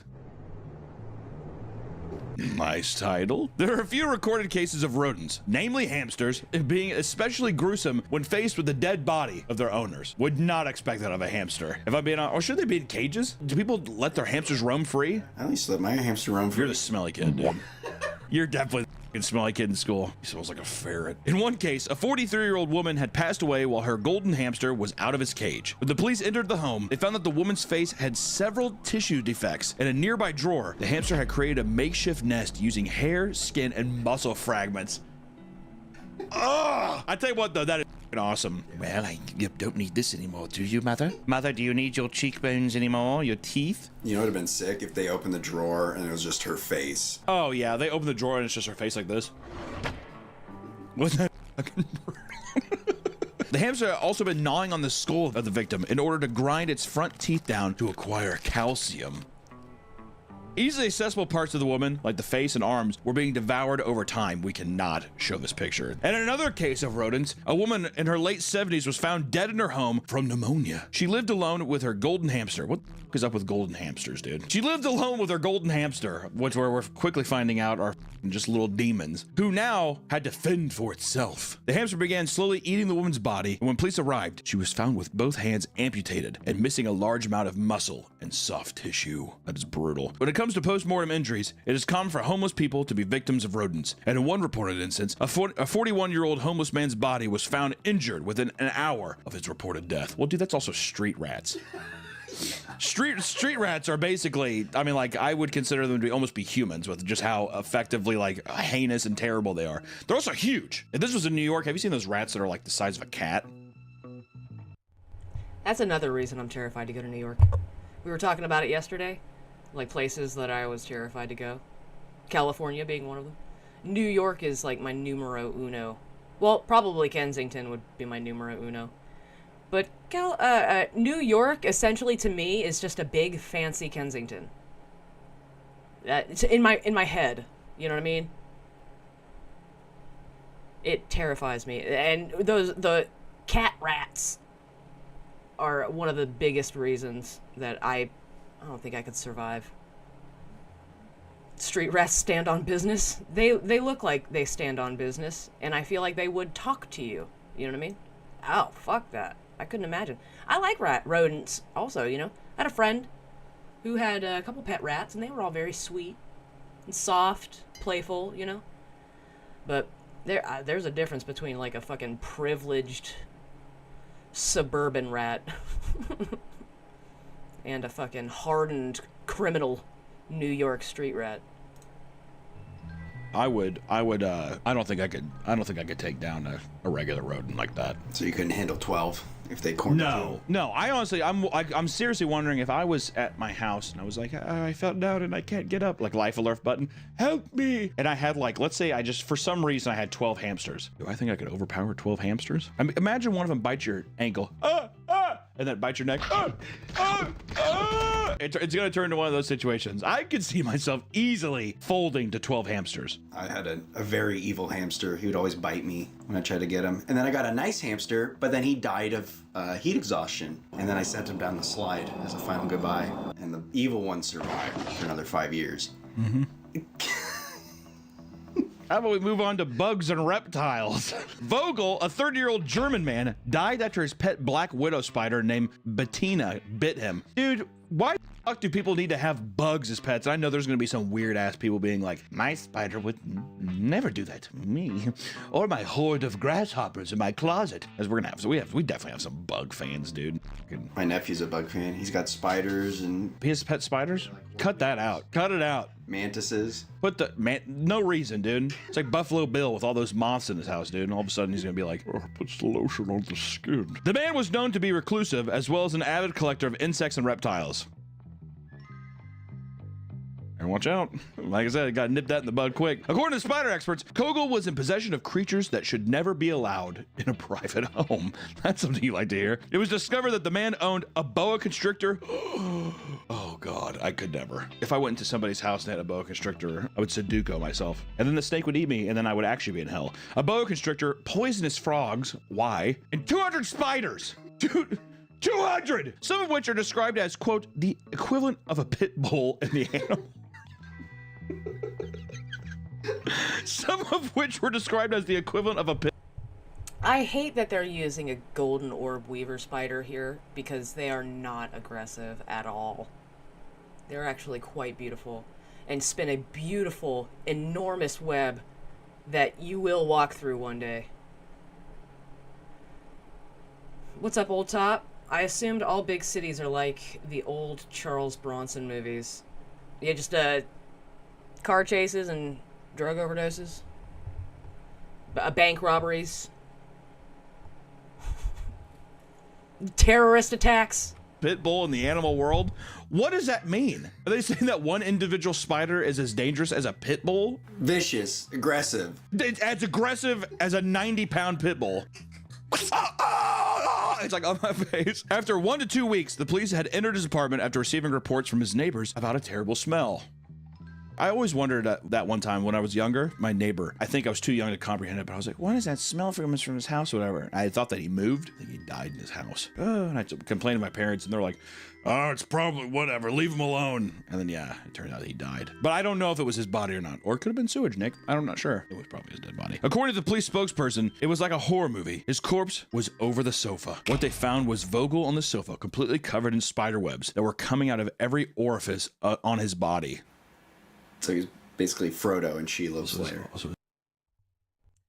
Big White Dummy, you're not entirely wrong, actually. I did have a spider at one point. His name was Cicero, and he was gifted to me in his very, very old age, and he died about a year after I had gotten him. Rest in peace, Cicero. But yeah, I did. He was a fascinating little creature. I loved him very much. His butthole. I said every orifice. We're coming out of every orifice in his body. They leaned up his ass. They're like, oh my word. It was determined that Vogel was bitten by a black widow spider. And I know the name of that golden orb weave spider, or orb weaver spider, because they're everywhere here. I've seen them essentially my whole life here. when I lived with my parents, you know, when I was a young lady, we had a lot of woods around our house, and me and my sister would take our fucking BB guns and shoot them. Point blank. Because it was fun. But now that I live in, like, the woods, I leave them the fuck alone, because they eat bugs. They catch bugs. You get to watch them build a huge fucking web, and they're so pretty. And they get enormous, dude. They get like this fucking big. They're crazy beautiful. Eating to his death. Pieces of him were ripped. I love them so much that I tell my lawn people to mind them. And I'll go around the house and be like, there's one there, and there's one there. Fucking mind them. Don't take that nest down, or don't take that web down. Don't walk into it. These are my beauties. I love them. Off by reptiles, some stuck hanging from tarantula webs.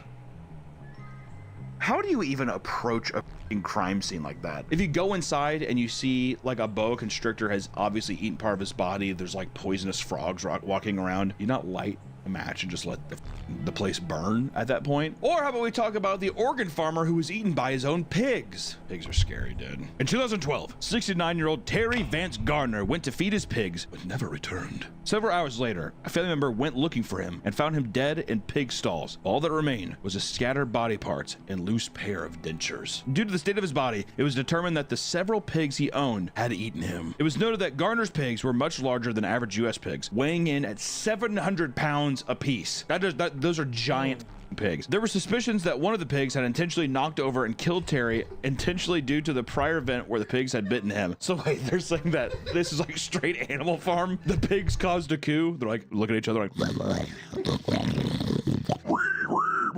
A district attorney, however, states that a heart attack or other medical emergency was likely the cause of the man's death. Due to the state of Gardner's remains, there was no way to tell what actually caused his death. What do you think, Nick? Do you think pig conspiracy or do you think heart attack? I think it was pig.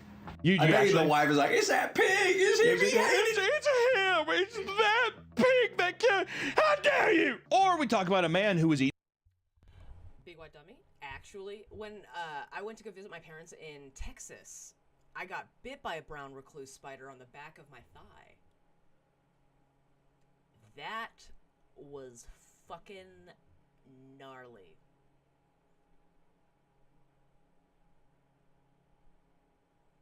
I really don't even want to talk about it.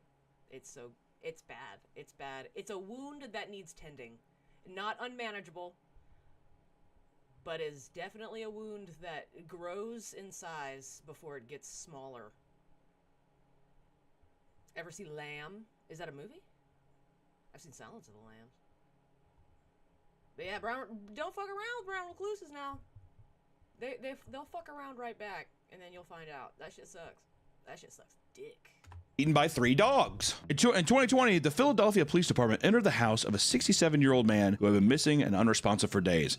We're already starting to see a pattern. If you're past the age of 60, you need to stop owning all these animals. You need to just, none of that. At a certain age, they're just like, oh, you had your time with them, you're done. The man owned 3 large Cane Corso Bull Mastiff mixed dogs, 2 of which were not even a year old. He just had these giant dogs. According to the brother-in-law, the dogs were not known to be aggressive. Oh yeah? According to the victim's brother-in-law, quote, "We looked at the side window and we see him lying in the bed and his face was all pinkish. It had been reported that the house was ransacked by the dogs in an attempt to find food. As a last act of desperation, they began feeding on the owner's body." Also, are they trying to say too that they ate his face and it was like the muscle fiber of his face? Brutal, dude. At the same time, like we said though before, if they were my puppers, feed away. Or in 2006, a 54-year-old woman from New York was eaten whole by her 2 pet dogs. Not even just the face, her entire body. That's fun. The neighbor of the victim had alerted the police after entering the home to find human bones on the floor. Oh, these photos, Nick. Oh my God. Oh my God. Can we show these? I mean, it's not gory. Okay, here's the pictures. What they found was a house filled with animal feces, empty bags of dog food, and scattered bone shards. There was a mass of human hair, dentures, and various clothing near the remains. Much like coyotes or wolves, dogs will scatter the broken up remains over a large area. Due to the eviscerated state of her remains, it was difficult to piece together her information. The labeled dentures, however, allowed a link to her medical records, revealing her age and proof that she was a petite woman. I like how they sit there and they're just like, they're piecing together like, oh my God, she's a petite woman. She never stood a chance. According to her neighbors, it was suspected. What's up, Hustle Park? Good morning. We're watching a video about pets eating their owners. Some light Thursday fun. That she died of a drug overdose. Yeah, like how their neighbors are just like, she was a nut, probably died of a drug overdose, and reporters are like, okay, we're just gonna run with that. However, the dogs were found completely healthy with no traces of drugs found in their system. It seemed that approximately 1 month had gone by after the woman died, leaving the Chow and Labrador mix confined to a small space in the house. Images taken revealed that there were large empty bags of dog food that were torn open on the floor. There was no water source visible, meaning the dogs likely were forced to drink out of the toilet. Although they were trapped for a long time, there was no odor or decomposition stains surrounding the house, suggesting that the consumption of the human body occurred quickly after death. So question, what happens with these dogs? Do they get put down? You would assume they have to put them down. I would assume. If someone gets murdered in your house or dies in your house, don't you have to report it when you sell the house? So that'd have to be the same thing with when you adopt them. So these dogs, they're adorable. Like, oh my God, they are cute. They ate their last owner whole to where there was no smell. In 2019, a 57-year-old Freddie Mac from Venice, Texas, was eaten alive by 18 mixed breed dogs. It's kind of racist to say mixed breed, doesn't it? I don't know why. It feels a bit racy. 18 mixed breed dogs, not purebreds, catch the drift. When police arrived at his home, his dogs were in an aggressive state, and a police drone had to be used at some points because of how unruly the dogs were to the police. After days of searching, the police were unable to locate Freddie until they came across animal feces in a nearby field, containing traces of human hair, clothing, and bone fragments. DNA testing later confirmed that these remains belonged to Freddie Mac. And according to the deputy Aaron Pitts, quote, "Never have we ever, or any..." That's actually not Deputy Aaron Pitts. That is based Grady Judd. He's ours, all right? You can't have him. He's ours. Anyone we've spoken to heard of an entire human being being consumed? Well, should have got your happy ass up to New York. It happens all the time. Another officer stated, quote, "Our initial reaction was kind of a disbelief because there was just simply nothing left. 2 of the dogs were killed by the others, and 13 of them had to be put down for their aggressive behavior. Out of the 18 dogs, only 3 were friendly enough to be put up for adoption." So maybe they do put them up for adoption. Well, there you go. How do you sell those dogs? Maybe the 3 puppers that did survive and that were kind, maybe they didn't indulge. Like, oh, we got pedigree right here, a lot of it. Oh, I don't care. Or we could talk about cats eating their owners, right? Because similar to dogs, cats have also been known to eat the dead remains of humans. In one case, a man in his early 30s took his own life after overdosing on prescription medication. The man owned 10 cats who slowly feasted on his face and body right down to the bone. This is so much more weird when it's cats. Dogs, it's like, you know, watching a dog eat dog food, you're just like, you just know you're like, terrible. Cats are very delicate. So like thinking of like a cat like slowly chewing on a face, I don't know why that's so much more worse to me. Tiny mouths, but I think it's just how meticulous, how long it would take.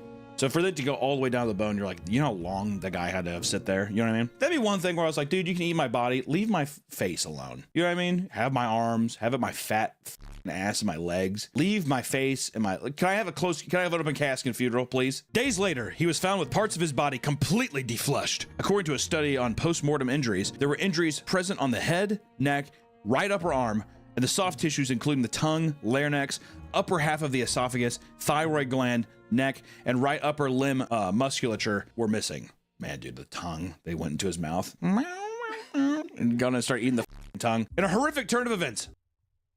Actually, cats will go for the tongue first. The tongue and the inside of your cheeks. Fun fact. The drugs inside the man's system spread to every single cat that feasted on his remains. And in the end, all 10 cats were dead from lethal intake of drugs. That must be testament to how much drugs were in his system. We talked about reptiles a little bit. Let's talk about lizards. Because in 2002, 42-year-old Ronald Huff was killed and eaten by 7 of his 6-foot monitor lizards. It's 7 of them. Where do you keep them? Where do you keep 7 6-foot long lizards, bro? His neighbor and his friend Jeff Wildonger, great name, stated that Ronald often let his monitor lizards roam free in his apartment, keeping his apartment as hot as possible to accommodate them. This is a f***ing Junji Ito horror manga. Like a person being like, God, the hallway was so hot, and there's like humidity coming from this guy's door, like your neighbor's door. You like knock on the door, it opens it. Hello.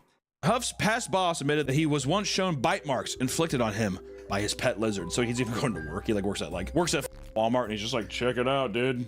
Gabriel is just so bitey this week, seriously. Which is a big deal since monitor lizards carry bacteria in their mouths that can lead to blood infections if bitten. How convenient. It appeared that, after being bitten a week or so prior, he ended up dying from a staph infection that likely led to organ failure. After the smell from the apartment reached Jeff's bathroom next door, he alerted the police, who promptly entered the apartment. Ronald's corpse, propped up by the front door, was being devoured by his 7 lizards, who were covered in Ronald's blood. It's almost like setting up that scene almost as if he was like trying to escape or something. Passed out and like went unconscious. Oh my God, these lizards too. Jeff, who watched the scene unfold, stated that, quote, his cheeks had been eaten off and his molars were where his ears should be. They had eaten his face, eaten his hands, and they actually had eaten into his abdomen and had eaten some of his internal organs. Strangely enough, his neighbor spent the next night creating an illustration of what he had witnessed. What? You know what's up too, what I hate about this is that he makes the lizard in the front bottom right looks pretty cute. Like he's just like, I don't know, I was hungry.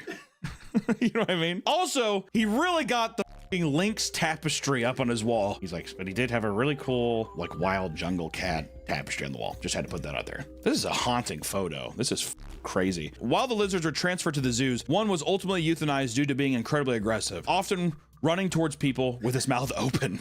Good God. It also shows with this drawing how that imagery was just seared into his head. Like one of those things, you know, it's like, oh, that night was on repeat. I bet it was exactly the same for this guy. But if that isn't crazy enough, why don't we talk about a guy eaten by his adopted bear, right? Can we get cute with it? Can we get cute, please, real quick? In 2014, 41-year-old Russian hunter Sergei Grolgov had found 2 brown bear cubs in the forest. He decided to adopt one and give the other to a mating station, which is a place where live predators are used to train hunting dogs. For 4 years, he kept the bear in a cage in his garden, and there were times that the bear attacked the hunter. There was times, right? I mean, he's in the wild. What happens? And I will say the cage that he had is haunting. This is where my bear lives. He used to be completely roaming free. Now he lives in a tiny cage. Thank you, Lemmy.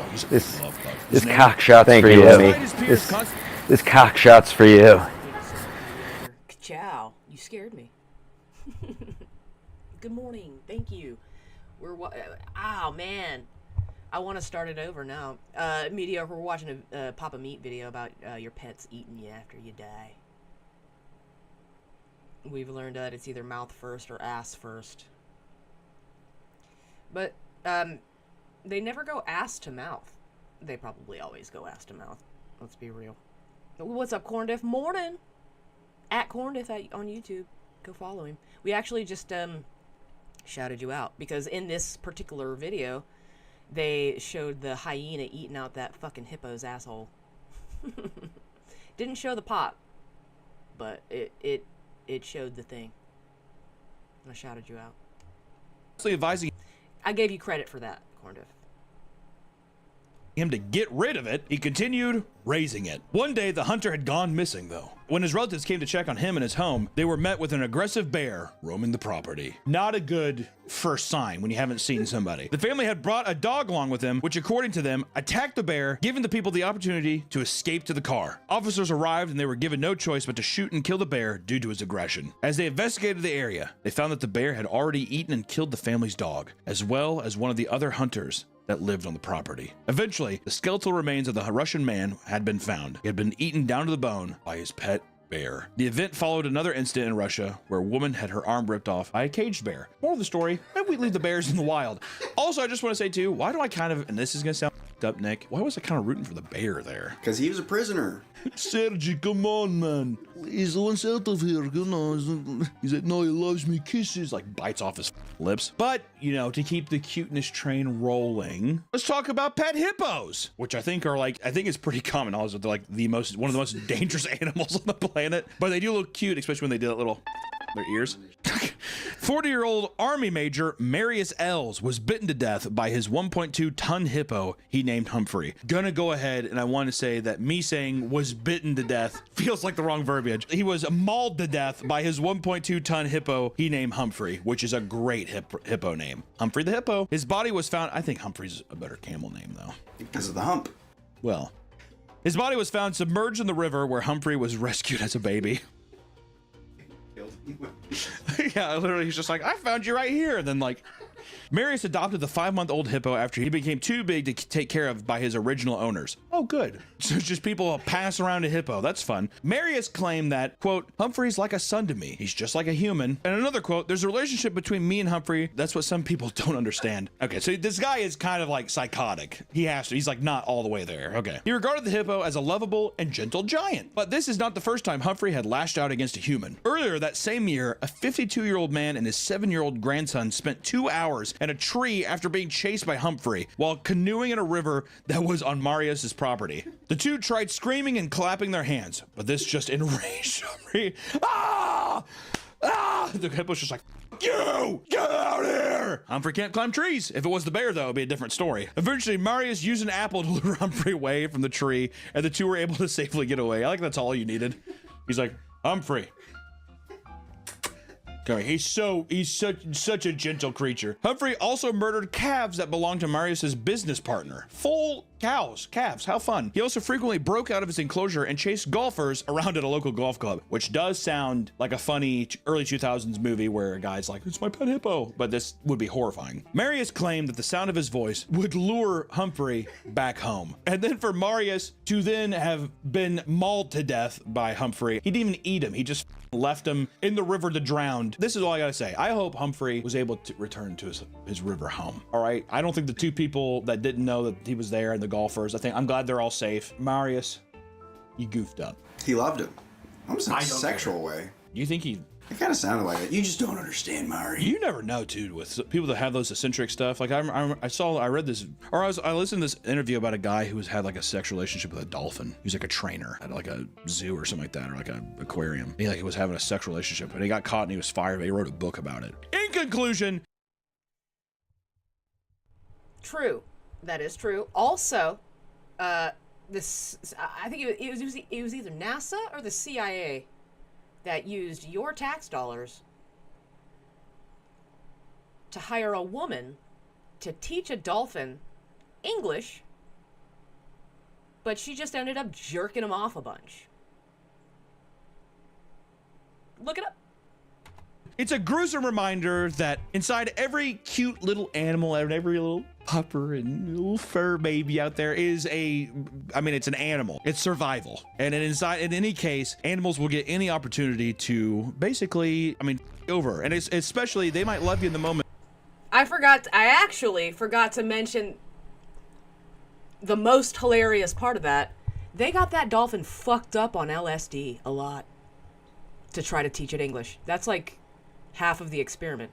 They gave it LSD and tried to teach it English, and she just ended up jerking it off a bunch. Woo! Yeah. Yes, AJ, yeah. Oh, yeah. What's up, Happy Gosling? Good morning. Oy, oy, oy. Christmas is in 6 days. Sure is. The dolphin wasn't paying her to talk. Get to it, lady. That's right, big white dummy. What them hands do? I ain't learning sign language, bitch. Get on it. But those hunger pains start coming in, they're going to eat whatever they can. Animals are a dangerous, dangerous thing, and they're to be taken. Balls Deep says, talk about winning the reincarnation lottery. Fucking A, dude. You must have done something real right in your past life. Taken seriously. And no matter how many weird TikToks or Instagram reels you see of how cute some of these things might be, you better be warned. These motherfuckers are real, and they're very, very dangerous. But until the next one, what a fun way to hopefully fill up your belly on some of this content. And we'll be seeing you in the next one. Bye-bye. You took his dead body and put him in the slide. No, he was dying. I was like, he wasn't moving. He was like very slow, and I put him down the slide. And then, yeah, he like fell. And I was like, oh, maybe I broke his back. So then I put him back in his hamster hotel. And I left, hoping he would heal. And then an hour later, my mom called. It's like, oh, the hamster died. Rest in peace, tiny hamster. I gotta pee real bad. I gotta get this pot of coffee out of me before I put any more in me. I got a whole cup here just begging to be chugged. But I gotta pee. So, I'll be right back.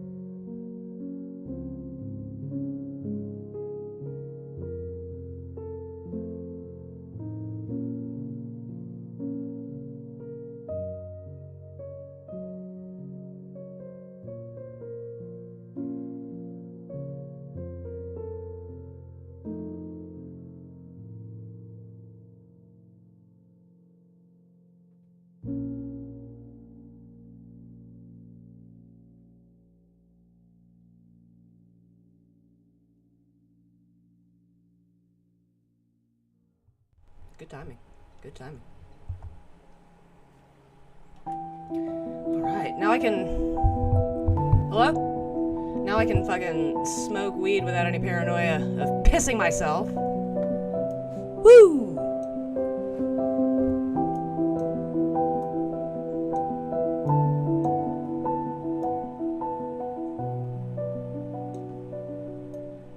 Which is a good thing, because I just packed a bong.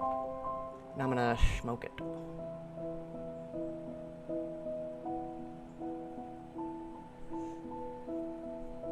What's going on today? Today's Thursday. Anything unique or special going on today in the fucking... any of the verses? What them Keegs do, though? The Keegs only go so far, man. When you're holding back a flood. You know, sometimes the dam only holds for so long.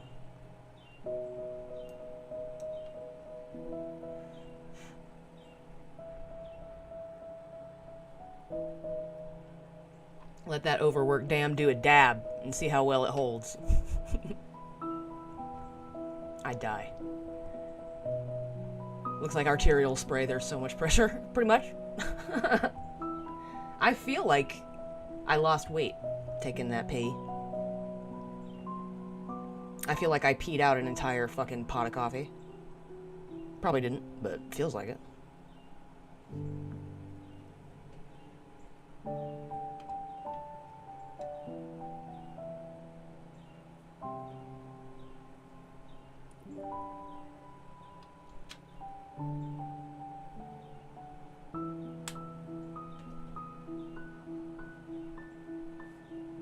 Weed, that's right. That's right.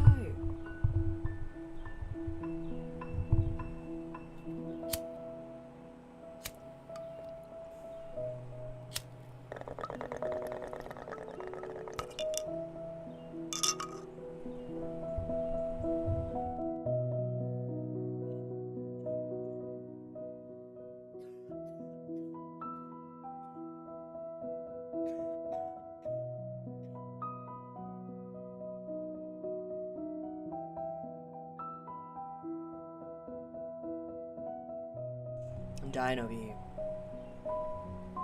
All I'm doing is dabs. Nurses here. I don't want the house to smell. They're actually cheaper.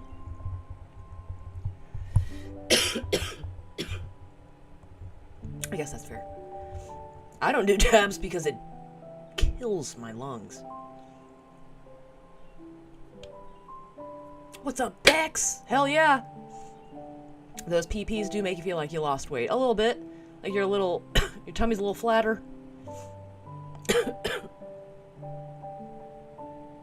Good morning. I'm recovering from a hit off the bong I just took. Trying to talk about doing dabs. I can't do dabs, man.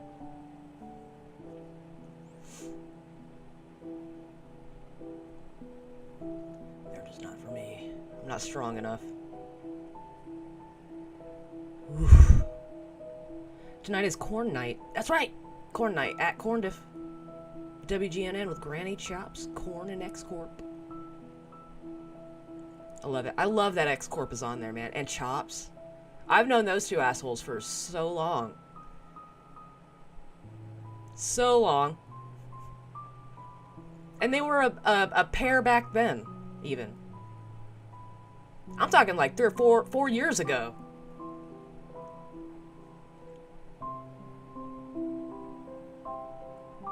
Don't tell Granny. I used to watch X-Corp a lot. I used to lurk in there a lot. For reasons.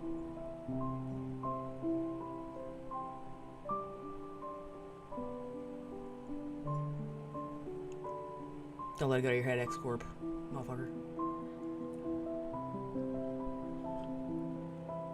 Dude, Bex, when I saw him, like, hop on WGNN, I was like, this is perfect. This is perfect. This is awesome.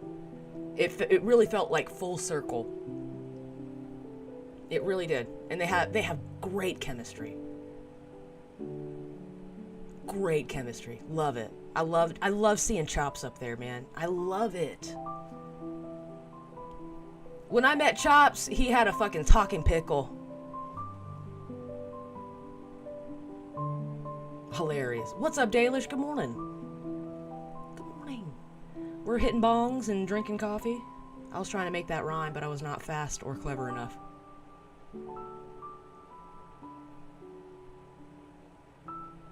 Team Corn Dip forever. Amen. Amen, dude. I'm a fan, man. Corn Dip, I don't want to be fucking weird about it, but I'm a big fan. I wouldn't have you up on all the important screens if you weren't, dude. Are you on this one? Oh, no. Oh, wrong button. There's Christmas Corn. Say hi, Christmas Corn.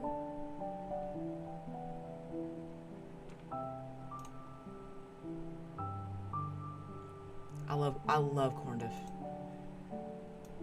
It's like a straight shot of serotonin to the noodle. To the old noodle.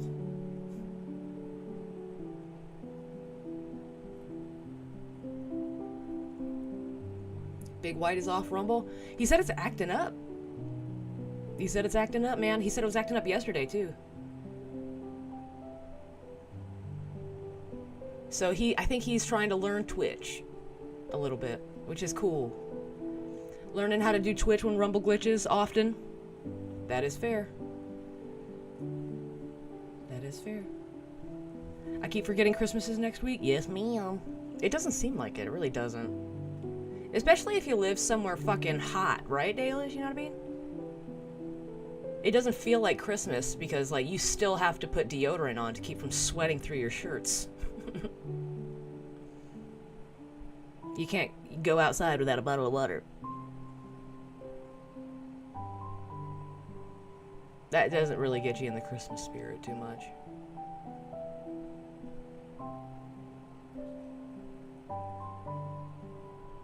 It's a beautiful, cloudless, hot day in December. Merry Christmas.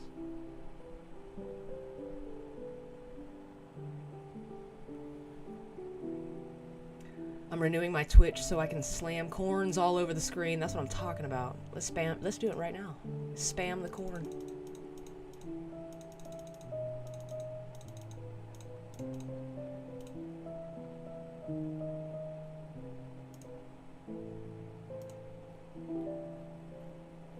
Spam that corn. Good morning. Is that a Wobbles? Mr. Chandler? What does that sound?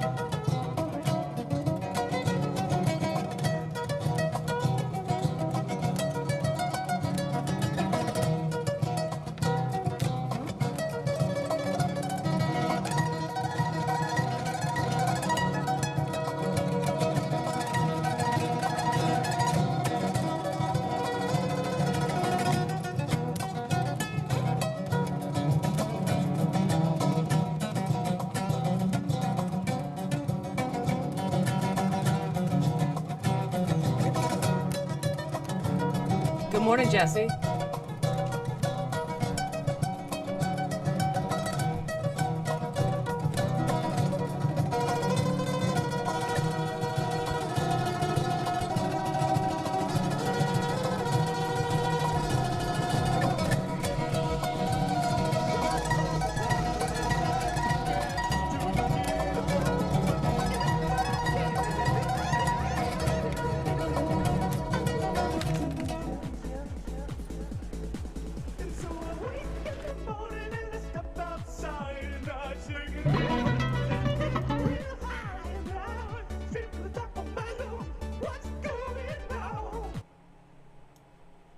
I am blown away by two things, David.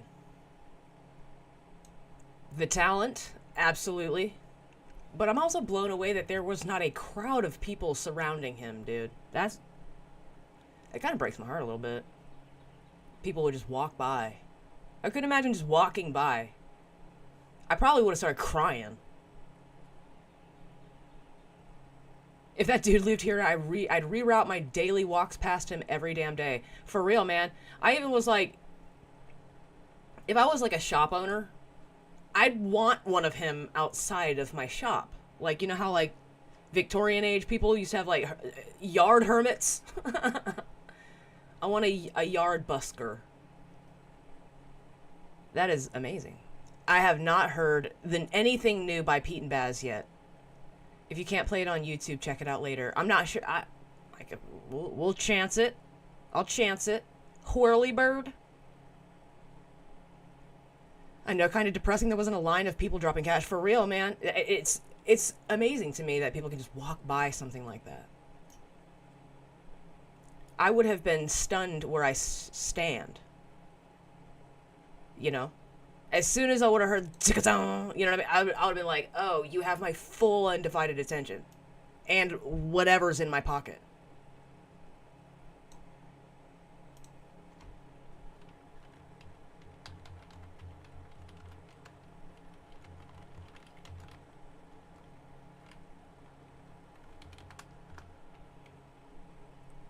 All right.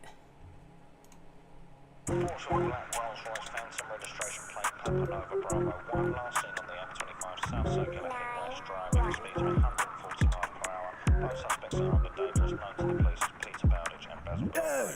Call me Peter Jew, the way I poke a man. I've had a drink or two, don't provoke a man. I got a stick with extendo clips and a red dot, watch it light up when I smoke a man. I've been around the block like I'm a whirly bird. I can afford to quit, but I prefer to work. And if you wanna come and meddle with the money, I'll be gunning and committing an offence like a dirty word. And I'm a big bad wolf when I send a pack. I red ride in the hood, I got plenty straps. And if a pig kicks off a load, He looks like Walter White. I just cut through blocks like a lumberjack. The new drops 10-10, that's a wonder batch. I just sparked the plug and then I robbed the food. I got a face and show like the Thundercats. I see three little piggies and I load the strap and then I huff and a puff and I blow the mac. I got a bird and a line when I load her back. And if I make a cheek slap, then I'm over that. If she wanna bring a mate, then I'm banging a friend. And I'll be banging a blue pill, then banging again. I got a spring in me step, a little money to spend. I just double the money, then I double again. I've had enough of the talking and I'm ready to blow. And if a fella wanna live, he better give me the dough. He's got keys to the white and a major scale. And I'ma nick him up sharp like an ebony note. And I hold with those things to the men in the blue. And if he does know, tell him what I'm ready to do. I'll have his face on the paper the following day and have his old bird up like checking the news. I lost specs on a dog, got a bolt to pick. He gave a dodgy tip, so let me phone him quick. I got to break both legs and dispose of him. The thug life gone old, can't go legit. So got me hand on the wheel, got to get the shift. I got a great big sail, so I steer the ship. A little drip of the rum, I'm gonna give it a sip. And give it a wife a little fiddle, wanna jiggle it bit. I got my brand new boots and I'm breaking them in. The steel toe works well when I'm kicking the chin. I got to work for the yawn when she's sipping the gin. A little with him in pecker and I'll be slipping it in. Now I'm a demolition man when I'm breaking it down. I'm chopping up another kilo in the back of the ass. And you don't wanna come and run up on the man of the match. I'm strapped up in the manner with a gun in my game. I'm strapped up in the manner with a stab in my tiffer. Quick off in the cab and I'm popping the blister. Just dropping the bag, then I'm bagging his sister. Shake the man's block cause I'm copping the Richter. Magazine teeth sting like the venom of a cobra. Rover, hop in the range, you're coming over. Chauffeur, take her in a ride, bend her over. Poker, couple of seconds and then it's over. I said a pop down, tan in the double up, phantom, bantam. And it's like work when I panned him, tandem. Gun in each chains and I bang him, sand him. Chuck him in the bin, that's standard. Evening, run up on a fella in the dark of the night. Had a fella sipping like he's dancing the nights. If you wanna serve up a slice of my doorstep, then the fella better give me all for the pie.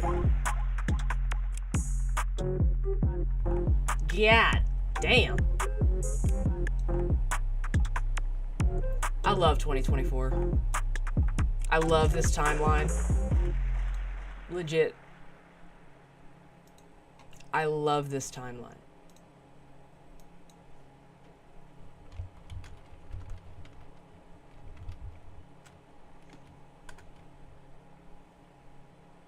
real. That is so real. Like,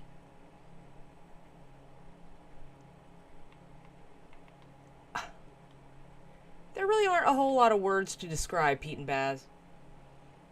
I'm just so grateful that they exist.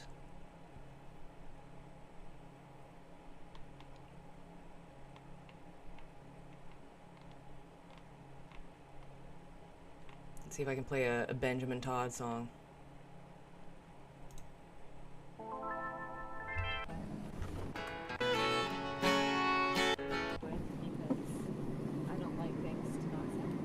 Intro violation. I hate that shit.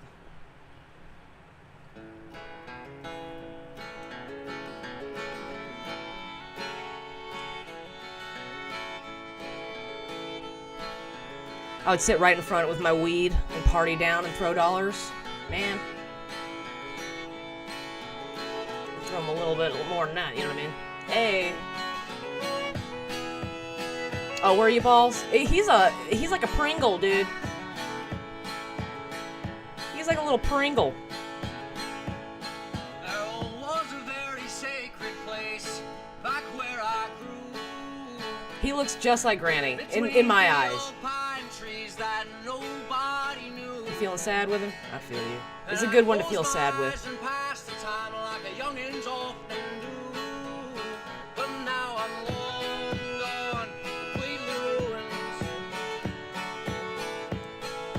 I'm gonna play a little music. Granny said that this stuff doesn't get popped on YouTube, so I'm gonna hold him to that. He's a little granny.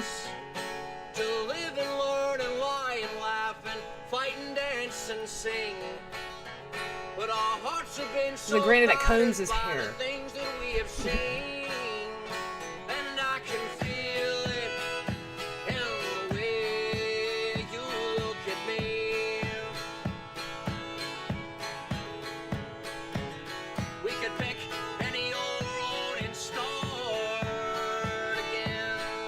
Granny introduced me to this guy. This is what old punk rockers listen to now. If you were like a little punk rocker in the 90s or the early 2000s, I hear this is what y'all been listening to. What circumstances shut us down like September does. Circumstances shut us down like September does. Granny's doing Granny. We did realize something about him falling through the porch and getting scraped up by that rusty fucking nail. He's had like 3 tetanus shots in the past 2 years. So we were worried about the tetanus for essentially nothing. He's had a bunch. He had to get one before he went into rehab. That was the latest one he did. So that's like, what, a couple months ago? And the time before that was, you guys remember when he slammed his fucking thumb in the truck door? Remember that? He got a tetanus shot right after that. And that was like 2 or 3 years, maybe 2 years. 2 years?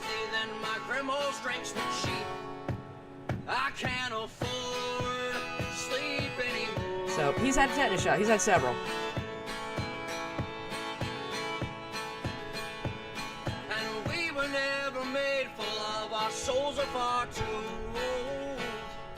But loneliness needs company, and the lost dog needs a home. So you will be the fire, and I will be the coal. Baby, we can burn out of control. So many tetanus shots that it gave him tetanus. No stitches? No, it wasn't really all that deep, Big White Dummy.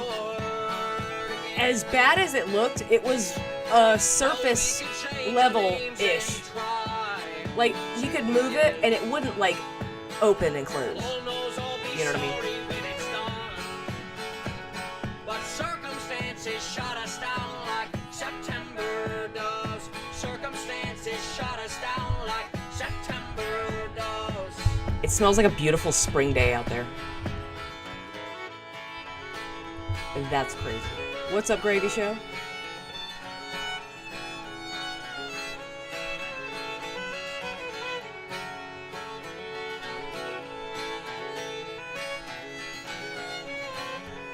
"51 ain't old, man." That ain't old. My mom's 58, and she ain't old.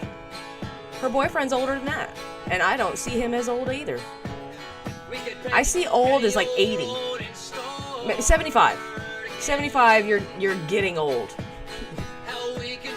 You got 5 years until you're full-blown old. In my opinion.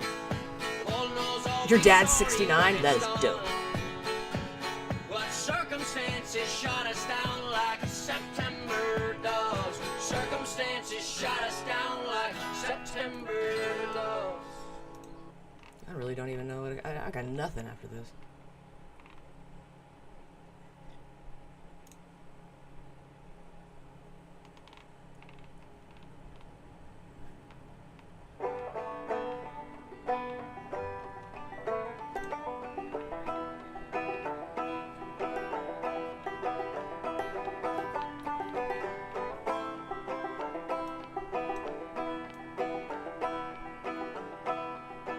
Oh goddamn, he ran a 5K. That's what I'm saying, man.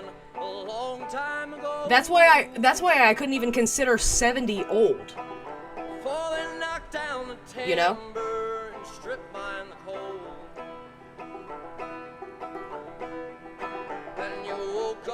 I fell on the harvester when I was a kid. Sliced my stomach an inch deep and 2 inches long. My dad put a band-aid on it and told me to lay on the couch a while.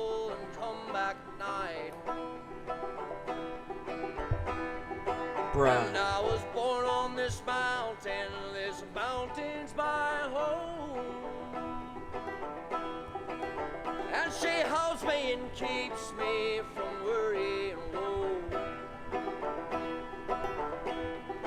And now they took everything that she gave. Now I started out this stream. You were not here. So this is not your fault. But I've been feeling extra sensitive today. I've been up a while. And that makes me want to cry. I am fighting it. And I knew every holler and cool swimming hole. Till one night I lay down and woke up to find that my childhood was That's gnarly. over and went down in the mine. That is gnarly. And I was That is some tough love. I feel like, you know what? My stepdad used to tell me stuff like that. Like about his dad, or about his football coach, actually, specifically. It was a different time. It was a different time. I don't feel like that excuses that, but... she gave, now they're gone. But I will die on this mountain. This mountain's my home. What's up, angry snowballs? I closed my thumb in my car door and walked away so fast I heard 3 snaps before realizing what happened. Learned to roll with a broken thumb. Oh yeah, when Granny was holding a couple pizzas when he slammed his thumb in the truck door, and then he dropped the pizzas and screamed and just turned around real quick holding his hand. And I was like, what the fuck, man? Why are you dropping the pizza? Like, I just slammed my thumb in the door. Turned black, fell off. Terrorized the community with it.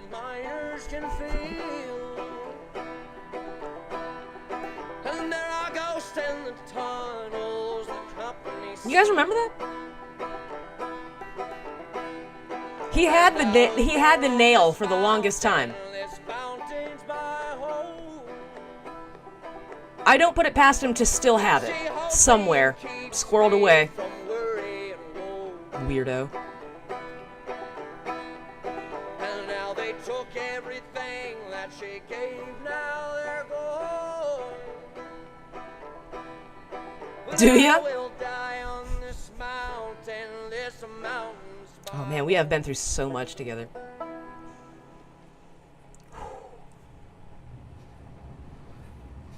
I've just been sitting here holding my knee since David put that Good Lord.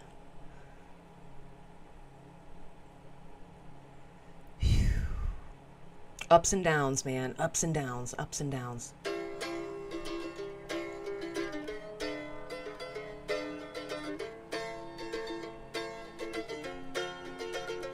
Gen X is pretty hardcore, I must say. What's up, Tim? Good morning.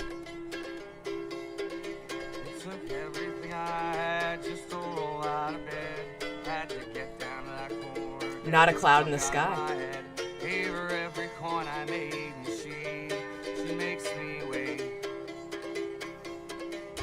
It's such a pretty day. It's such a pretty fucking day. It's December. It's like 72 degrees out there.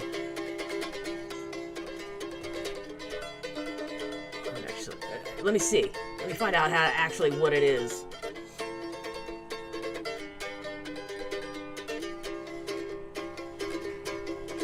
I 70. Off the end of some awful sort of bender. I thought I might throw the last couple into the vegetable crisper, but I woke up to nothing Steve. but pins in my sink. I'm just kidding. I'm so grateful. But tell me who, yeah, who's gonna drink my morning blues? Hit the little Lemmy like button, please do. Please do.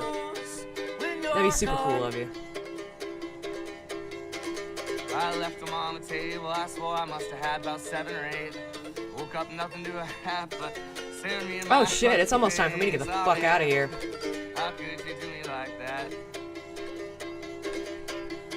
Tell me who, yeah, who's gonna smoke my smokes? Maybe I will, maybe I won't. Who's gonna smoke my smokes? Crazy, where's the snow? That's what this time of year is for. I live in Florida, man. It doesn't snow here particularly. It snows up in the panhandle, but it doesn't last very long. We were so hardcore that you had to make a PSA. It's 10 p.m. Do you know where your children are? I remember that. Dog. Well, she's off in the corner eating some other hobo's log. I gotta deal with this. But tell me who, yeah, who's gonna beat my dog? What's up, Scruffy? Good morning. Who's gonna beat my dog when I'm gone? Am I going live on the 25th? Way the fuck that star got a fist full of reasons Probably why not. she should have came back, but you know she doesn't. 'Cause Probably not. She makes me wait. I'll be at my mom's. Well, tell me who, yeah, who's gonna beat my I'm going to my mom's the day before early so I can help her prep for Christmas dinner and whatnot. She's got arthritis real good, so I'm gonna be doing all the prep work. I love it though. That is my freaking jam. If I could prep for the rest of my life, don't quit that. I'm gonna have AIDS. I like food prep. You're ass! You're ass! Bitch, shut the fuck up! 1v1 me, you pussy! Pussy! Fucking 1v1 me! You piece of shit! Flyby Willie checking Jones, meeting in 3 minutes. Woo! Just saying hello and have a great day. You too, man. Good luck with the meeting. Sure you're gonna knock it out of the park. You overachieving some bitch. Have a great day, man.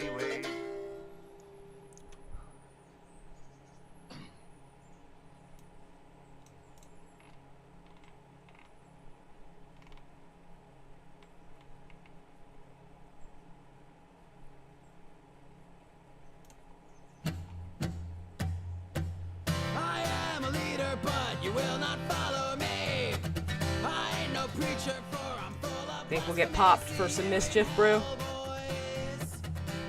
I hope not. Otherwise, see you in hell. Yeah, the rumble, I mean.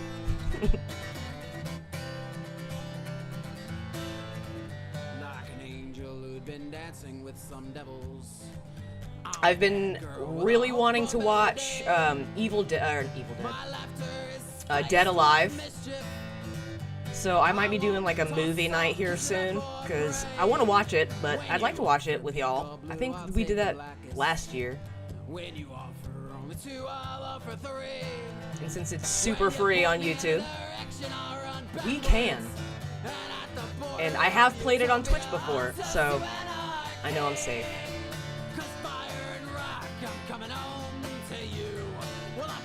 Have a kick-ass day, Big White Dummy.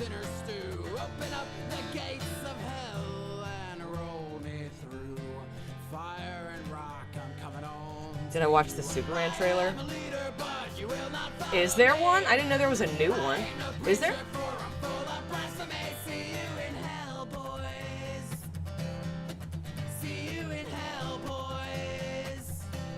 Who's playing Superman? Is it Henry Cavill? Why don't I just watch the goddamn trailer? I could be answering all of these questions for myself. Well, if it is, I'm the secretary of no state. Got wrenches, rocks, and bottles in my tool pouch. My desire is society's jailbait. Oh, yeah. Oh, it's James Gunn. Interesting. But there's nothing like a lady with a buzzsaw. Very interesting.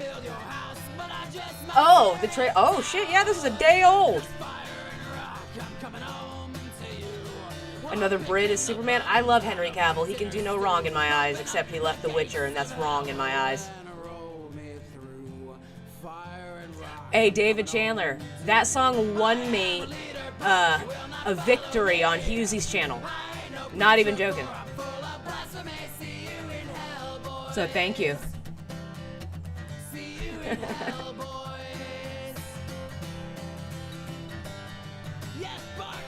Fun.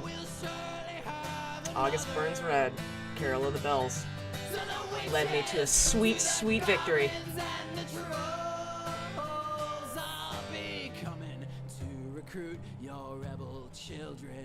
It was a song off. Pour off. With mud on my boots and blood on my jeans, I'll take those pretty dresses, tear them at the seams. That's a good tune. Please, and I'll be back in your daughter's dreams. I am a leader, but you will not follow me. You're awesome. No preacher, for I'm full of blasphemy. See you in hell, boys. See you in hell. See you in hell, boys. See you in hell. David, have you seen the See you in hell, boys. Mr. Grinch Uncensored is Brutal? Have you seen that? Hold on, I gotta watch this trailer real quick. Let's see what's up. They called me the Man of Steel, the Kryptonian. But I'm a man from Kansas.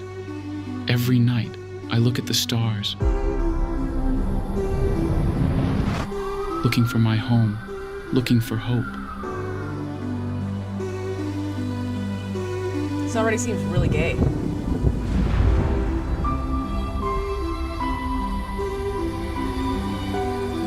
Hope, it's all that matters. Hope is what is needed in this world.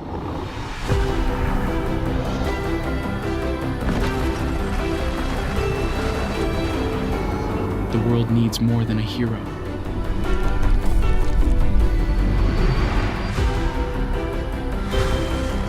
It needs a savior. This new world.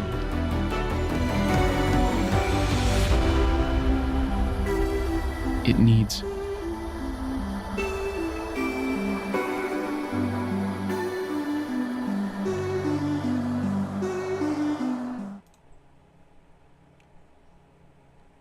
I didn't like that.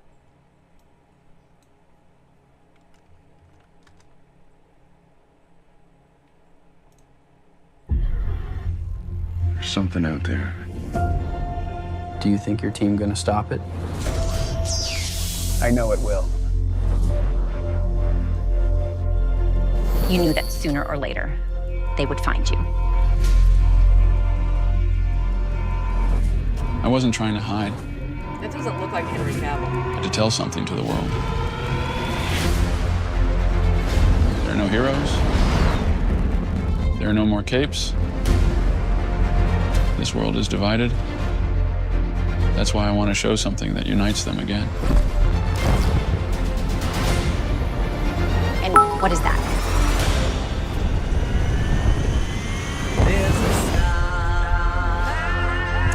Since I was a kid, Good tune. I've learned that help can always arrive from anywhere What's up, or Mikey? anyone. That is what I want to show them. That's why they need you.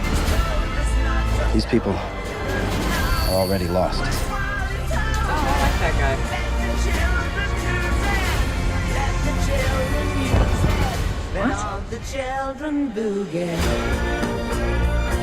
I like the guy playing Lex Luthor.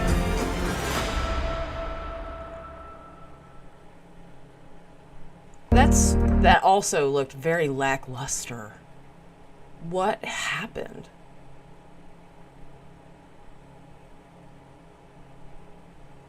That was not badass.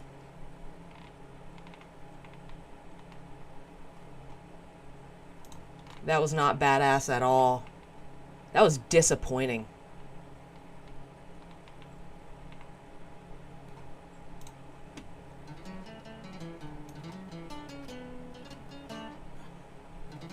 Brood, thank you so much for the bit, dude. Thank you. And good morning. Nicholas Holt, that's his name. I liked him in The Great. I watched The Great on Hulu about Catherine the Great. It was fucking hilarious. And he plays... Oh, what the fuck was his name?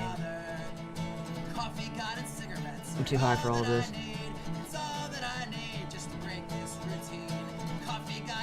I can only remember his kid's name. It's not historically accurate whatsoever, but it's very good.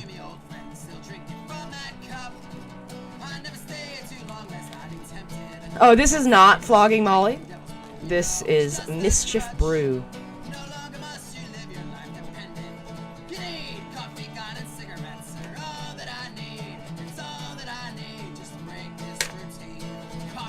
This guy's dead.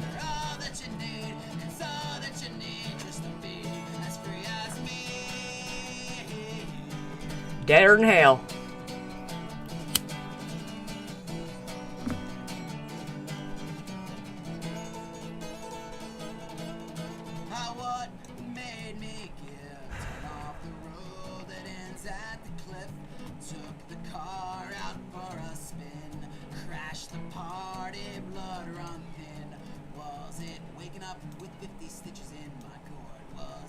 Libs.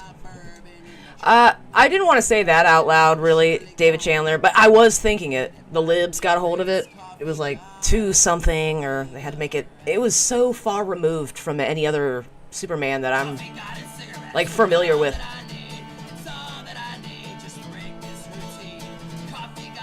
It seems extremely watered down.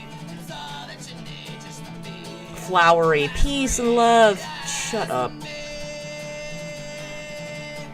The last couple Supermans that have come out, he's been like kind of dark. You know what I mean? Can you go see movies in 2024? Absolutely. Should you? Yes. JB420, good morning. Good morning, good morning.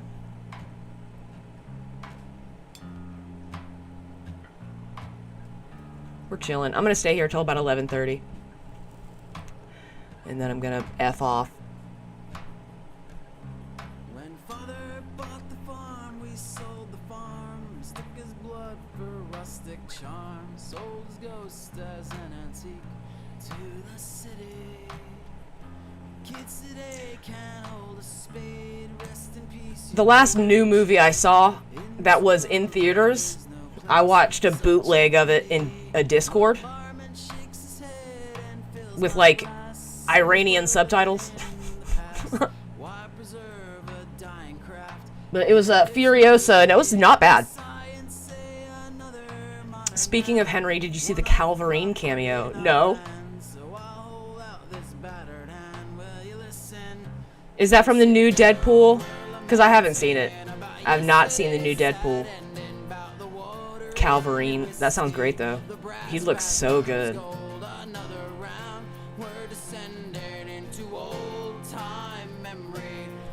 Is Granny behaving? He is. He's behaving. As much as a granny could. Truly.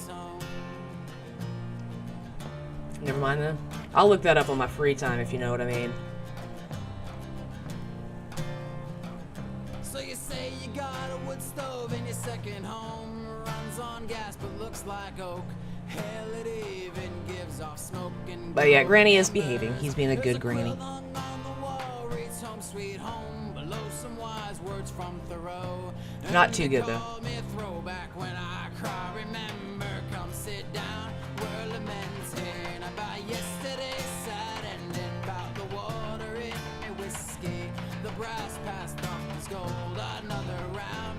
We're descending into old time memory of a day when wood was wooden, silver, silver, gold was gold. Sweet home was home. The only good part about Deadpool and Wolverine was when Wolverine put the hood on. I definitely gotta watch that one. It looks great. All the Deadpool movies are fucking hilarious. And I know Hugh Jackman's a good actor. Hugh Jackman.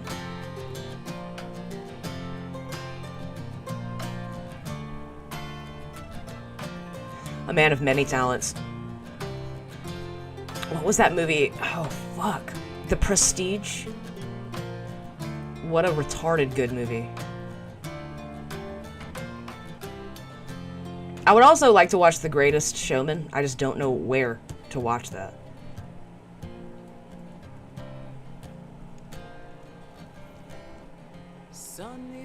I like a good musical. And I don't like Les Mis, so I never watched him in that. Because I'm not watching that fucking movie. I hate Les Mis, dude. It's so bad. It's so boring.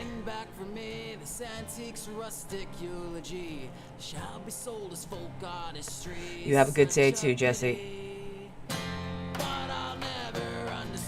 Oh, I didn't watch it, Roots. I forgot. I forgot it even existed, dude. My bad. Maybe I ought to do that today. I'm gonna say that I'm gonna do it. Probably won't. I should. I have ample battery. It's 11:11, by the way. Make a wish. No, I'm not a Les Mis fan, man. You can call me uncultured, whatever, but like there are two musicals that I like. I love musicals, but Les Mis and Rent, I don't like those movies. I don't like those musicals. I don't know why I put in quotes. They are musicals, but I don't like them. I'm not a huge fan of Cats either, if I'm being quite honest. I remember watching it as a kid and being like, this is dumb. This is dumb.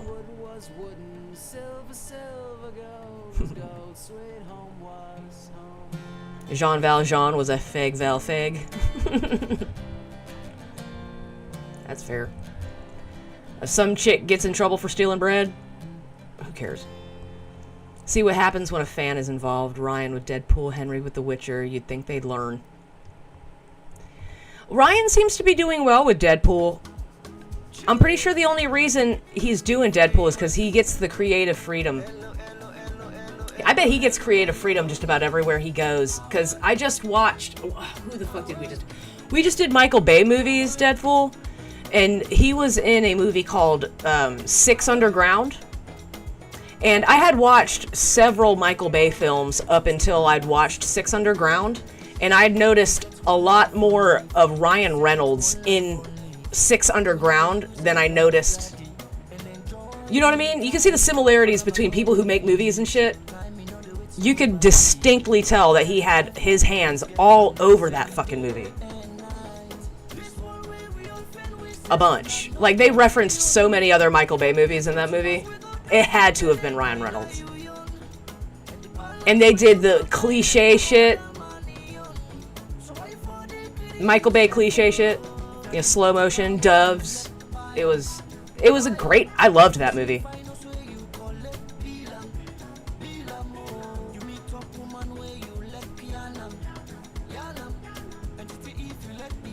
The Blues Brothers is a musical. Almost got into it with my kid's music teacher for saying that it wasn't. The music teacher ended up apologizing to me like 3 months later. Ryan Reynolds was also good in Blade 3. I don't think I've ever seen Blade 3. Or 2. Wait, no. Hold on. Which one had Chris Christopherson in it? Was that the first one? I think that's the only one I've seen. What time tomorrow, yes or no? I do not stream on Friday mornings.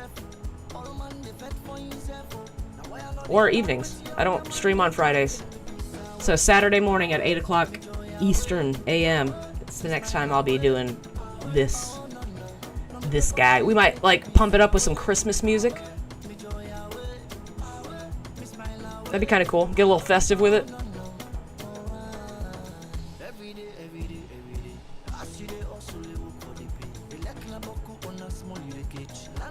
I thought he died in the first one. I remember him dying. Which one is that? I remember him dying.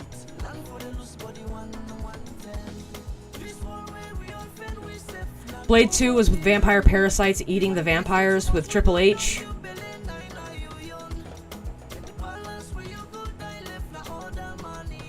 I like a good vampire movie. Oh yeah, Triple H was in that shit. My mom had a huge crush on Triple H and Edge.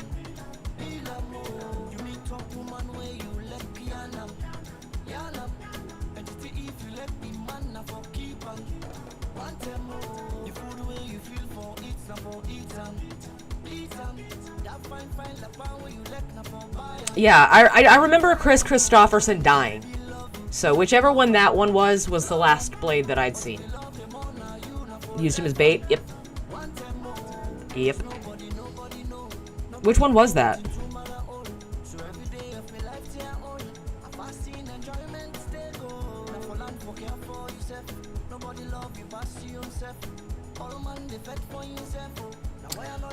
I remember there being a vampire movie with that redheaded dude from that one fucking sitcom. You guys remember that? Grounded for Life, I think it was called.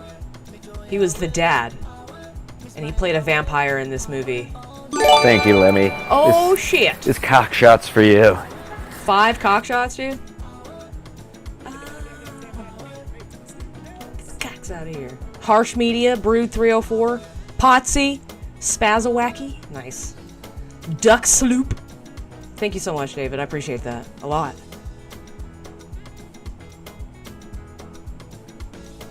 Thank you, man. Enjoy the emotes, everybody. Potsy, motherfucker. You got swept up in there. I watched a movie called Midsommar, and it kind of freaked me out. Yeah, I've not seen that one.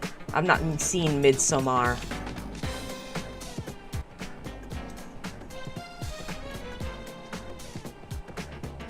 I've been told to watch that, but I have not. Rip Chris Christopherson, now for reals.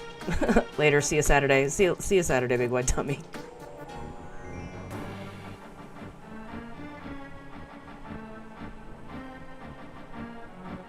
Some mofo's always trying to ice skate uphill.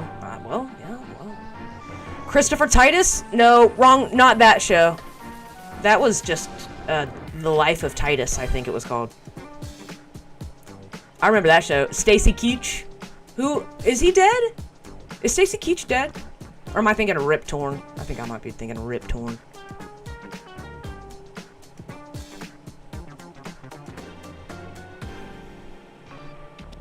Nice chatting with you. And I hope you have a great day. I hope the same for you, man. Midsommar. Yep. Is that supposed to be a scary movie? Every time I've seen the poster for it, it looks like a love story.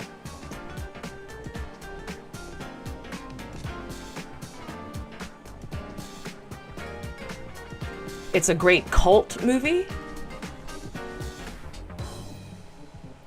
Okay.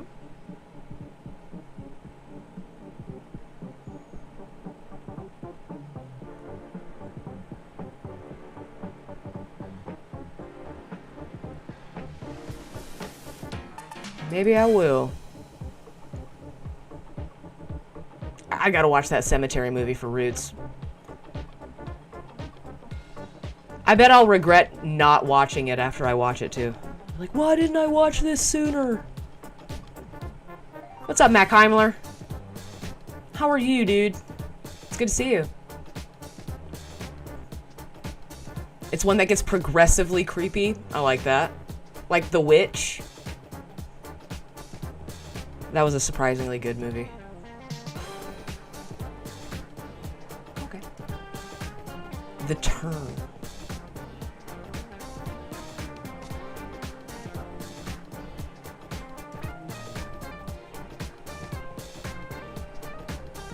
Midsommar. I guess I'll finally break down and watch The Thing. I didn't know it was a cult movie. I legit thought it was like a fucking sappy ass love story. I thought it was gonna be like The Notebook or some shit.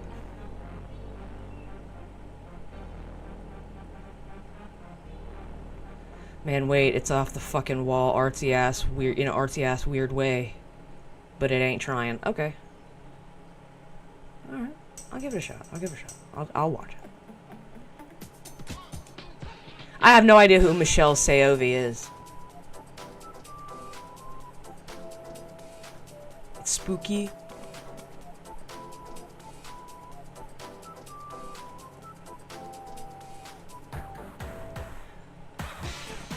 I just watched Smile. Haven't been that scared of a movie in a long time. Is that the vagina teeth movie? Opinion of RDJ returning to Marvel as Doctor Doom? I am the wrong person to ask about Marvel movies, man. I'm so intimidated by those movies. I stopped watching after, like, Iron Man 3. But I fully endorse anything with Robert Downey Jr. in it. Colgate commercial. It doesn't matter what it is. And he could do everything from henceforth in blackface, and it would just tickle me pink. I think he'd play a great Doctor Doom.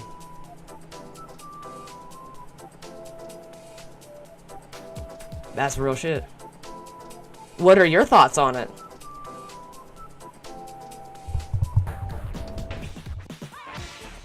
Thought that was a squirrel. It was Granny. Big ass squirrel.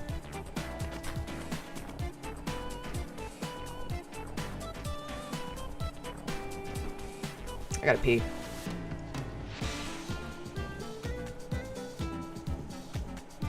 I missed some good ones. I've only seen about 10 minutes of Endgame.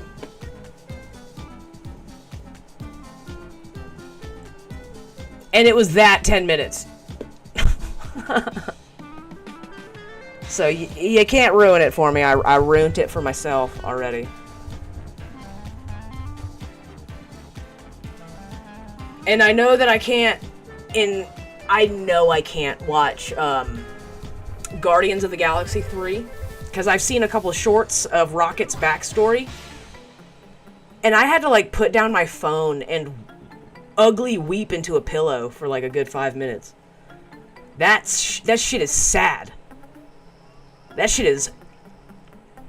that shit tore my guts out sad. Poor Rocket. All his friends. I don't even want to think about it. It's so goddamn sad.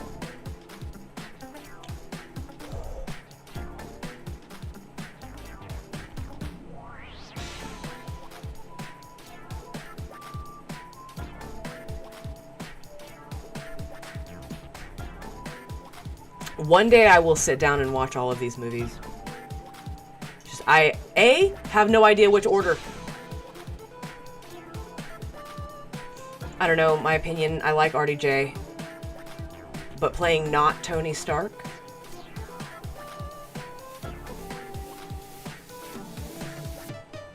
That is a little weird.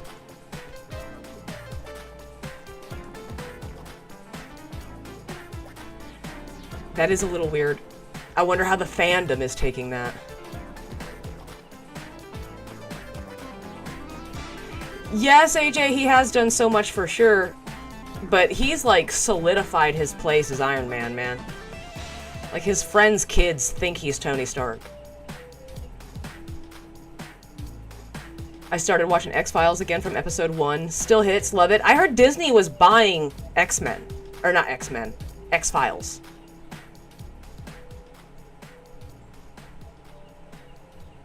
Nick Cage and Con Air. Oscar. I loved Con Air. Con Air is great.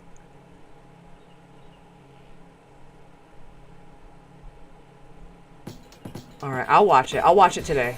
I promise. I'm gonna do it right after the stream too.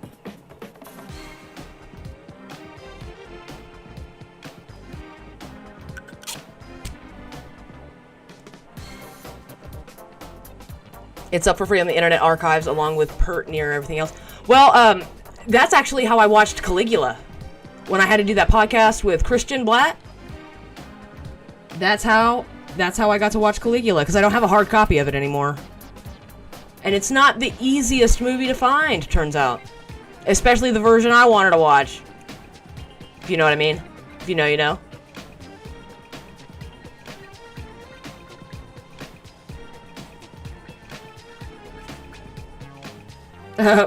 Ruth says, I ran through all of the X-Files after my first divorce. Only took me like a month. All I did was watch X-Files and sleep. That is a beautiful depression, it sounds like. Legit. Last time I was like binge watch depression mode, I did TNG. That shit'll cure what ails you too.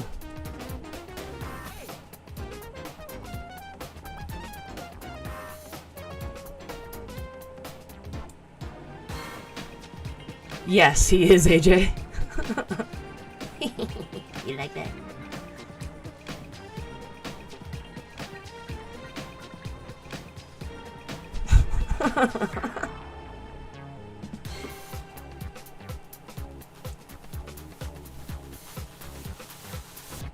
Man, I gotta pee, dude. But there's like 4 minutes of this stream left. I shouldn't say stream. I gotta pee.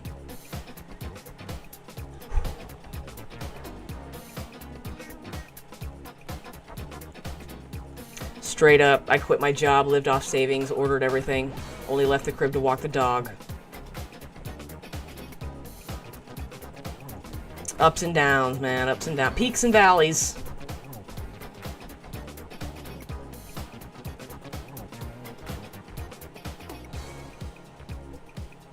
I'll watch Cemetery Man, though.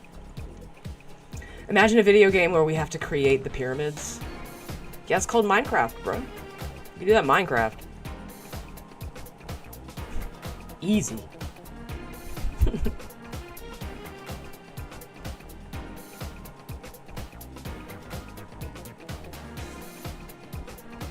Alright, I'm done with coffee, I think.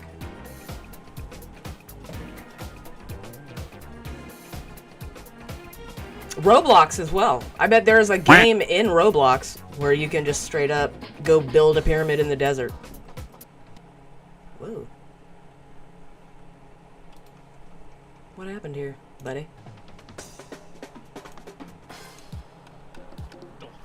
I got 3 minutes left, Jesse. I can hold it.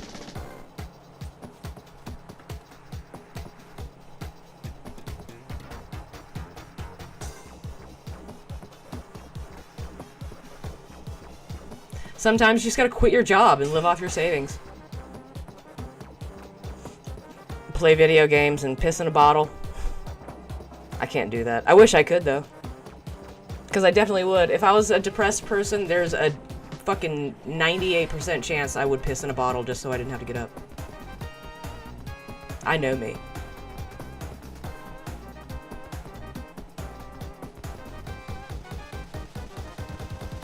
I cannot pee in a bottle, bro. I can pee in a cup, but I cannot pee in a bottle. There's just no way. Brood, thank you so much for the 7 bits! Thank you, dude. You can pee on a bottle. I can pee on a bottle, yes. Absolutely. For sure.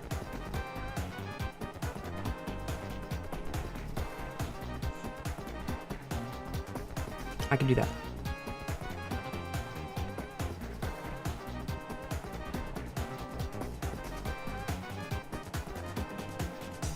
Link is doing the pee-pee dance. He sure is. He sure is. He's going too, man. Look at him. Do the kangaroo dance!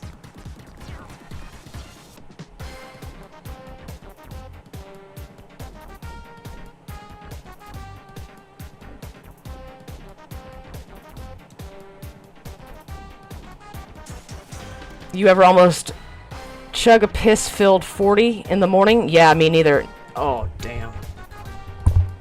That sounds like hell. That sounds like a thing that would happen in hell.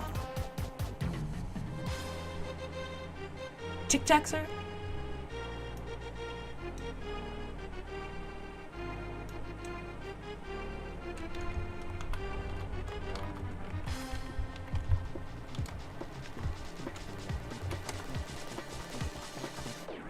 Alright. I'm getting the frick out of here, guys. And gals. And all of you in between. Shout out genitalia. Whichever one you have a blessed day. It doesn't even matter. He's doing the ray gun. Love it.